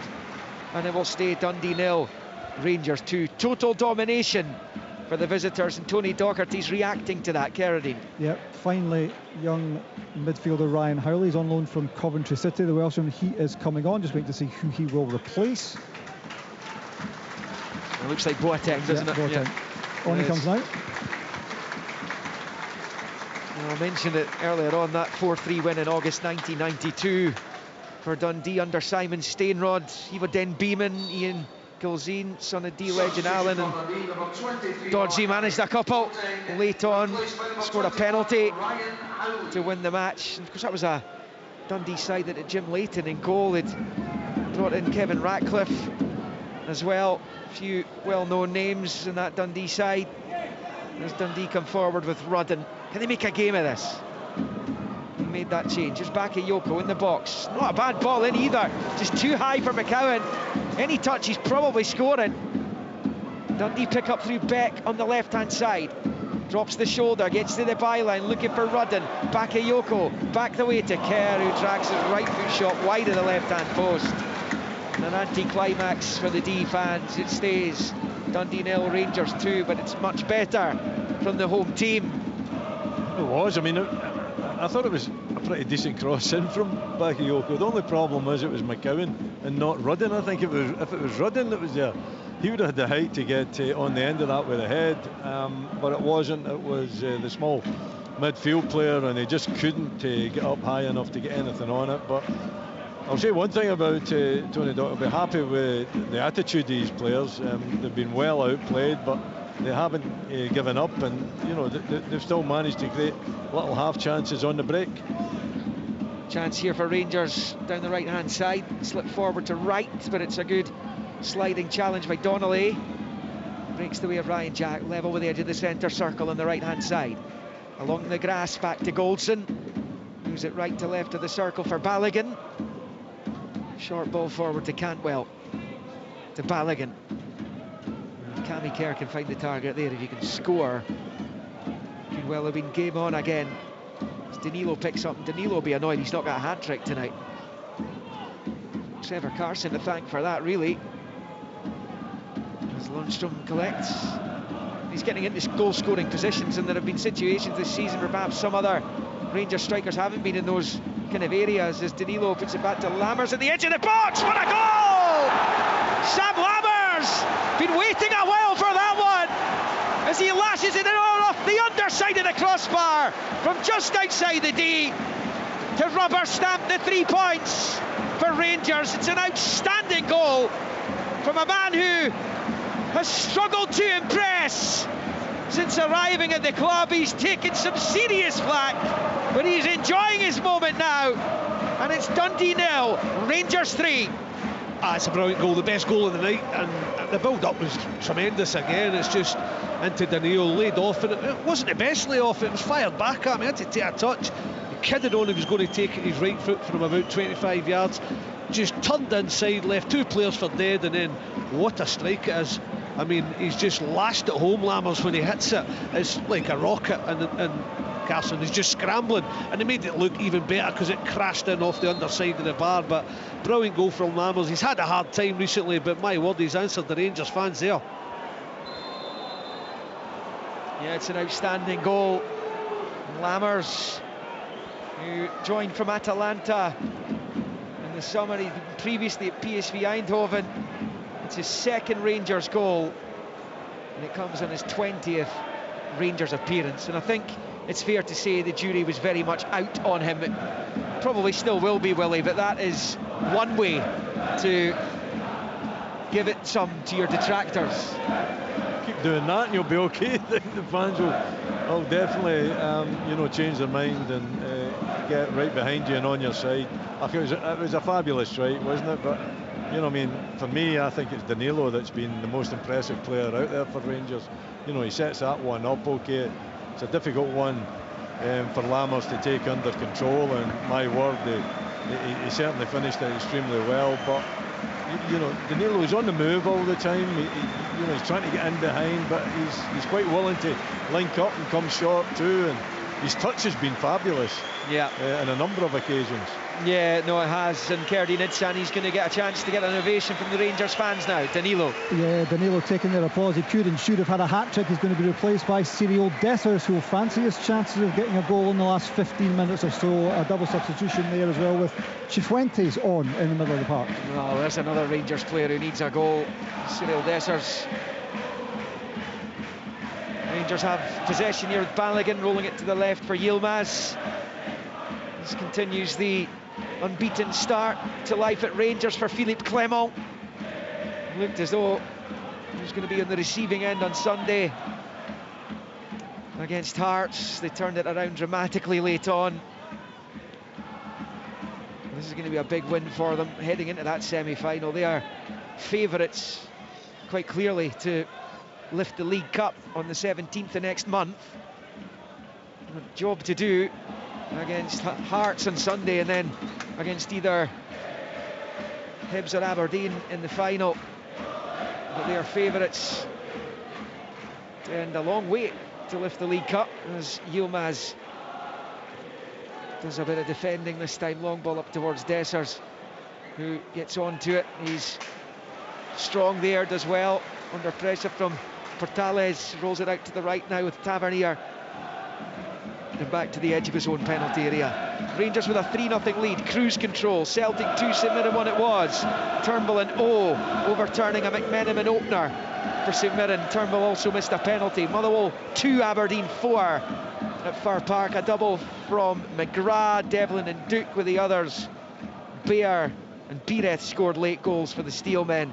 St Johnstone 2, Kilmarnock 1. 10-man St Johnstone 2, Kilmarnock 1. An early double from Clark, 1 from Vassell. Costello was sent off for Sainties, and it was Hearts 1, Livingston 0. Kenneth Vargas is first for the club as they eventually overcame a stubborn Livy. Cerdine, Dundee, latest change. They are bringing on the number 11, Diego Pineda, for the last 10-15 minutes or so. Who's that jogging off toward us? Bakayoko, of course it is. Here comes Pineda, one of the Mexicans who arrived in the summer. Portales the other. We're going to get Pineda fit and involved in the weeks ahead. It's just his 5th appearance. Former Mexico under-20 international. The striker managed 3 goals only in 23 appearances last season in the second tier in his homeland. But Portales is a defender, scored more in that division last season. Balogun was back to his keeper, Buckland to the edge of his own box for Goldson, and out to this near side for Yilmaz. Just over 10 to play. Foul on Lammers on the near side by Cammy Kerr. Billy Dodds. You talked about Liam getting that edge back by clawing back that Hearts game, and you can see it that there are players out there who seem to have that little bit more energy, and I'm talking about Lundstrom, people like that. You see what Danilo brings as well. Scott Wright looks as if he's had that little bit of edge energy tonight as well, so maybe it's a result, maybe it's a manager, maybe it's a momentum, but that's what happens in football, and that's why that Hearts result the weekend was so important. Cifuentes down the right hand side, Tavernier across, Dessers, another spill by Carson. Lammers is there, and Carson gets down at the feet of Lammers and holds on, and it stays 3-0. It was almost a repeat of the opening goal scored by Ryan Jack early on. Carson breathing a big sigh of relief. He almost sold him again. He did, yeah, but I thought Dessers, it was a huge opportunity for him, wasn't it?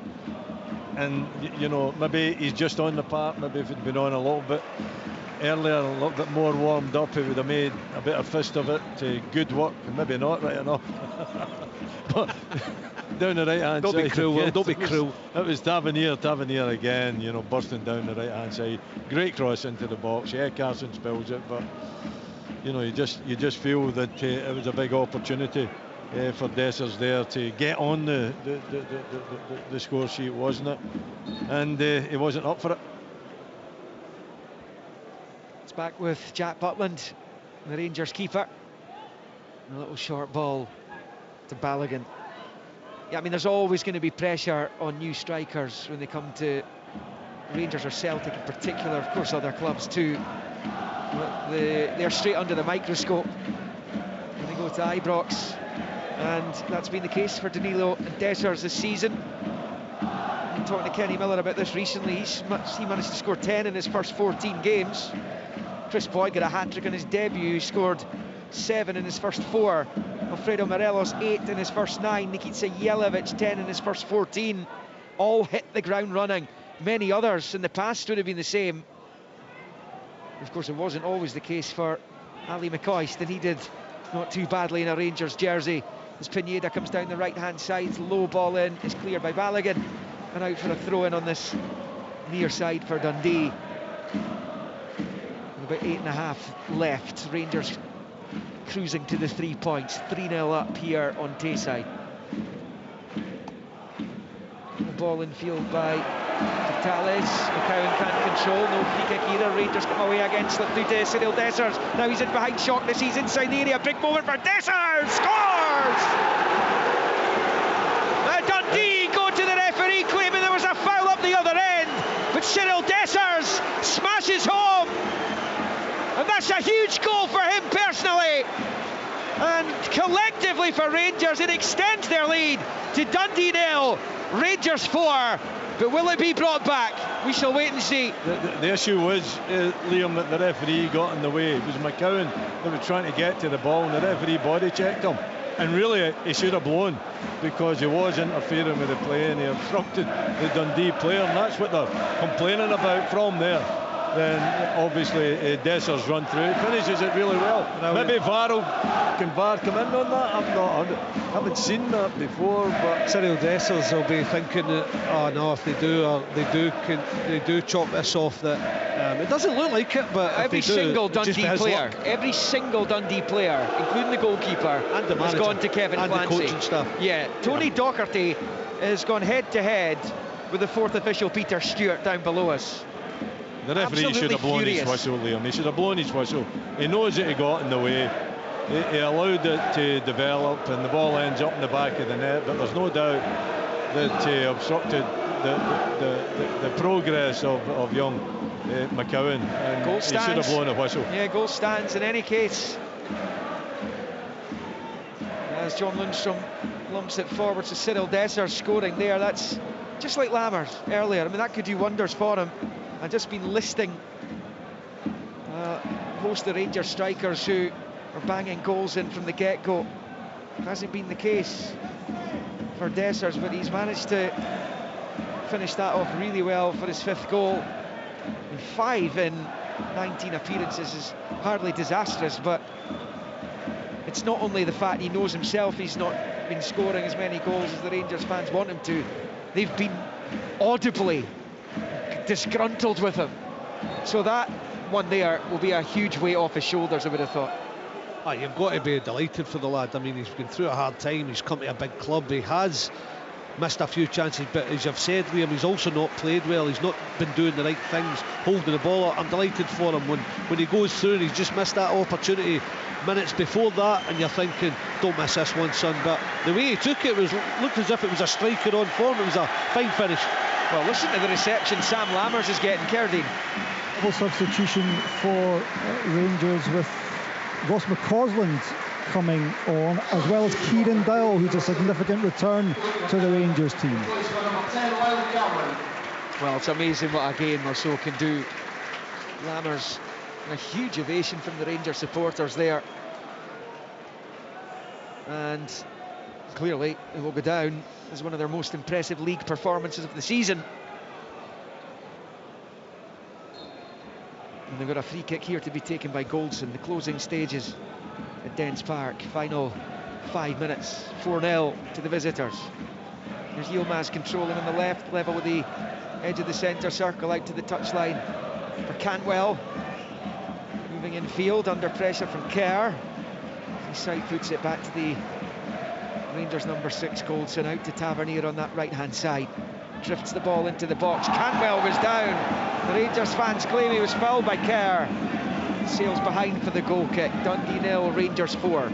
I didn't think so. I think Cammy Kerr's coming in, and Cantwell actually runs into him, and there is a collision inside the box, and he goes down looking for the penalty. But you know, I didn't see it that way. I thought that he actually brought it on himself, although I think they're checking it as they do, so we'll have to wait and see what the outcome of that is. But for me, it looked accidental, and it looked perhaps that Cantwell actually ran into Cammy Kerr, and that was right. The ball was gone, wasn't it? Yeah. He wasn't getting it. Nowhere No penalty. It's the first of 4 successive home games for Dundee. They've got Livingston to come at the weekend, and then they're at home to St Mirren and Hibs, either side of the international break. Perhaps more winnable games. Dowell picks up left-hand side of the Dundee box. His cross is cut out though by Portales, and it's out for a throw-in, level with the Dundee penalty spot. Ball back to Yilmaz, to his own half for Balogun. Side football to Goldson, just inside the centre circle. He strides across the halfway line and slips it out to Tavernier. Tavernier has got McCausland at close quarters. The young Northern Irishman infield to Goldson. Back out to McCausland. Level with the Dundee 18. He's certainly getting his chance, certainly from the bench under Clement. Is McCausland, as Goldson dinks down the right-hand touchline. McCausland gets a good touch onto it. Tavernier pulls it back. Desser shoots. That's a really good block by Portales. Desser's looked for his second. As Tavernier goes down inside the area this time. Again, the referee isn't interested. It was Cameron's tackle. Lundstrom, Cifuentes, little ball to the right of the box, can't find anyone. And it goes behind for the goal kick, and it will stay Dundee 0, Rangers 4. They're still at it as well, Rangers, aren't they? Still seem to be hungry enough. You know, the attitude is still pretty good as far as the game's done. It's won. There's no doubt about that. It's been a good performance. There was a bit of afters with Dessers and Portales, and he's still at it. Portales not happy with him and having a little check there, because he went down the box and the Rangers were building up on the right hand side, and he just stayed down and he sat down and having a little look for a penalty. I would think so. Yeah, that's what they're doing. Fourth official is the VAR's Gavin Duncan. Kevin Clancy's got his hand up to his left ear in the centre circle, just telling Trevor Carson to wait here while this check's ongoing. He's going to look at it, and Rangers going to have a penalty here. Kevin Clancy's going to come over and have a look at the challenge, and Dundee's night could be compounded here. And what a night it's been for Rangers. They are currently equalling their biggest league win of the season. They beat Livingston 4-0 at Ibrox back in mid-August, and they might have a chance here for a fifth, and James Tavernier is already moving towards the penalty spot. It was just the way he sat down after being bundled down. I don't know where he's been thrown, but when he or the tackle and Tavernier out on that right hand side, but they were building down the right hand side, and he just sat there, Dessers, as if to say, I'm not moving. Here we go, penalty to Rangers, and it is for the challenge on James Tavernier just a moment ago. And it's in the 90th minute just now, and the referee's going to his pocket. There's going to be a card distributed here too, as Dundee's night goes from bad to worse. It was Portales, wasn't it? Lyle Cameron. Cameron, sorry, yeah, it was Cameron. The Dundee number 10. It was Portales just before that. Anyway, James Tavernier has the chance right in front of the Rangers supporters to underline one of their best, if not their best, Premiership performance of the season. Possible 4th successive away victory. There was the long delay to kick off as 4 minutes is added on at the end. This game can't end quickly enough for Tony Docherty, and his team is going to face this James Tavernier penalty as Rangers try and make it 5. Dundee had a good start to the season, and they're being blown away here by Rangers. James Tavernier, here he goes, right-footed penalty, scores! Really good spot kick by Tavernier, who celebrates in front of the Rangers supporters. It's been an almost perfect evening for Philippe Clement and his players. They'll move back to within 5 of Celtic at the top of the top flight. And James Tavernier strokes home the penalty. He's up to 8 for the season, and it's Dundee 0, Rangers 5. Well, he creates it, doesn't he, by having that tackle put in on him in the penalty box, and he makes no mistake whatsoever from the spot there. Really confident looking, and he drills it to the right hand side, the goalkeeper's right hand side, into the back of the net. And it's been a very, very good performance, you've got to say, from Rangers. I think hugely impressive. They dominated the game throughout. They seem hungry, they seem rejuvenated. New manager in as well. Obviously the result of the weekend done them a lot of good, but it's a Dundee team here that was out to compete. They really haven't competed, and Rangers have been pretty much right from the start on top of this game. McCausland for Rangers, forward towards Dowell, couldn't get it into stride at the edge of the box, and it was out of play for a Rangers throw-in level with the edge of the Dundee penalty area over on an almost empty Derry now. You can understand that. Nobody wants to see their team being hammered, particularly inside their own stadium, and Tony Docherty will be very keen to ensure that this doesn't ruin what's been a pretty good return to the top flight by Dundee. They've managed to come through the opening quarter of the season just about with a pretty healthy points tally when you consider where they were this time 2 seasons ago, and they went straight back down. And that's going to have to be the message from the Dundee manager, Willie, isn't it, going into the Livingston game here at the weekend? Oh, without doubt, without doubt. I mean, these games really aren't that important. I think if you can put up a good performance and get something out of the game at all, then it's a bonus. I think the measure of Dundee this season, which have had a very, very good start to the season, will be the games outside the Old Firm games, home and away, and Tony Dock will know that. Yeah, he'll be gutted, he'll be disappointed. He wants his team to compete against the best in Scotland, but sometimes that just can't happen. And tonight that was the case, where Rangers were just too good for Dundee. They've overwhelmed them, but I think the games coming up are much more important for Tony Docherty and Dundee. Already the Glasgow 2 at the top of the Premiership, opening up a pretty big gap between they and the rest. Celtic on 29, Rangers will move on to 24. St Mirren beaten at Celtic Park narrowly tonight on 18. Then it's Hearts on 14. 10 points between second and fourth. That's after the first quarter of the campaign for the top two. The corner comes in for Dundee meantime, to look for some consolation. Rangers head clear out to that far side. We've played the 4 minutes, and Kevin Clancy blows for full time. Just after 22:11 in the evening here in the city of Discovery.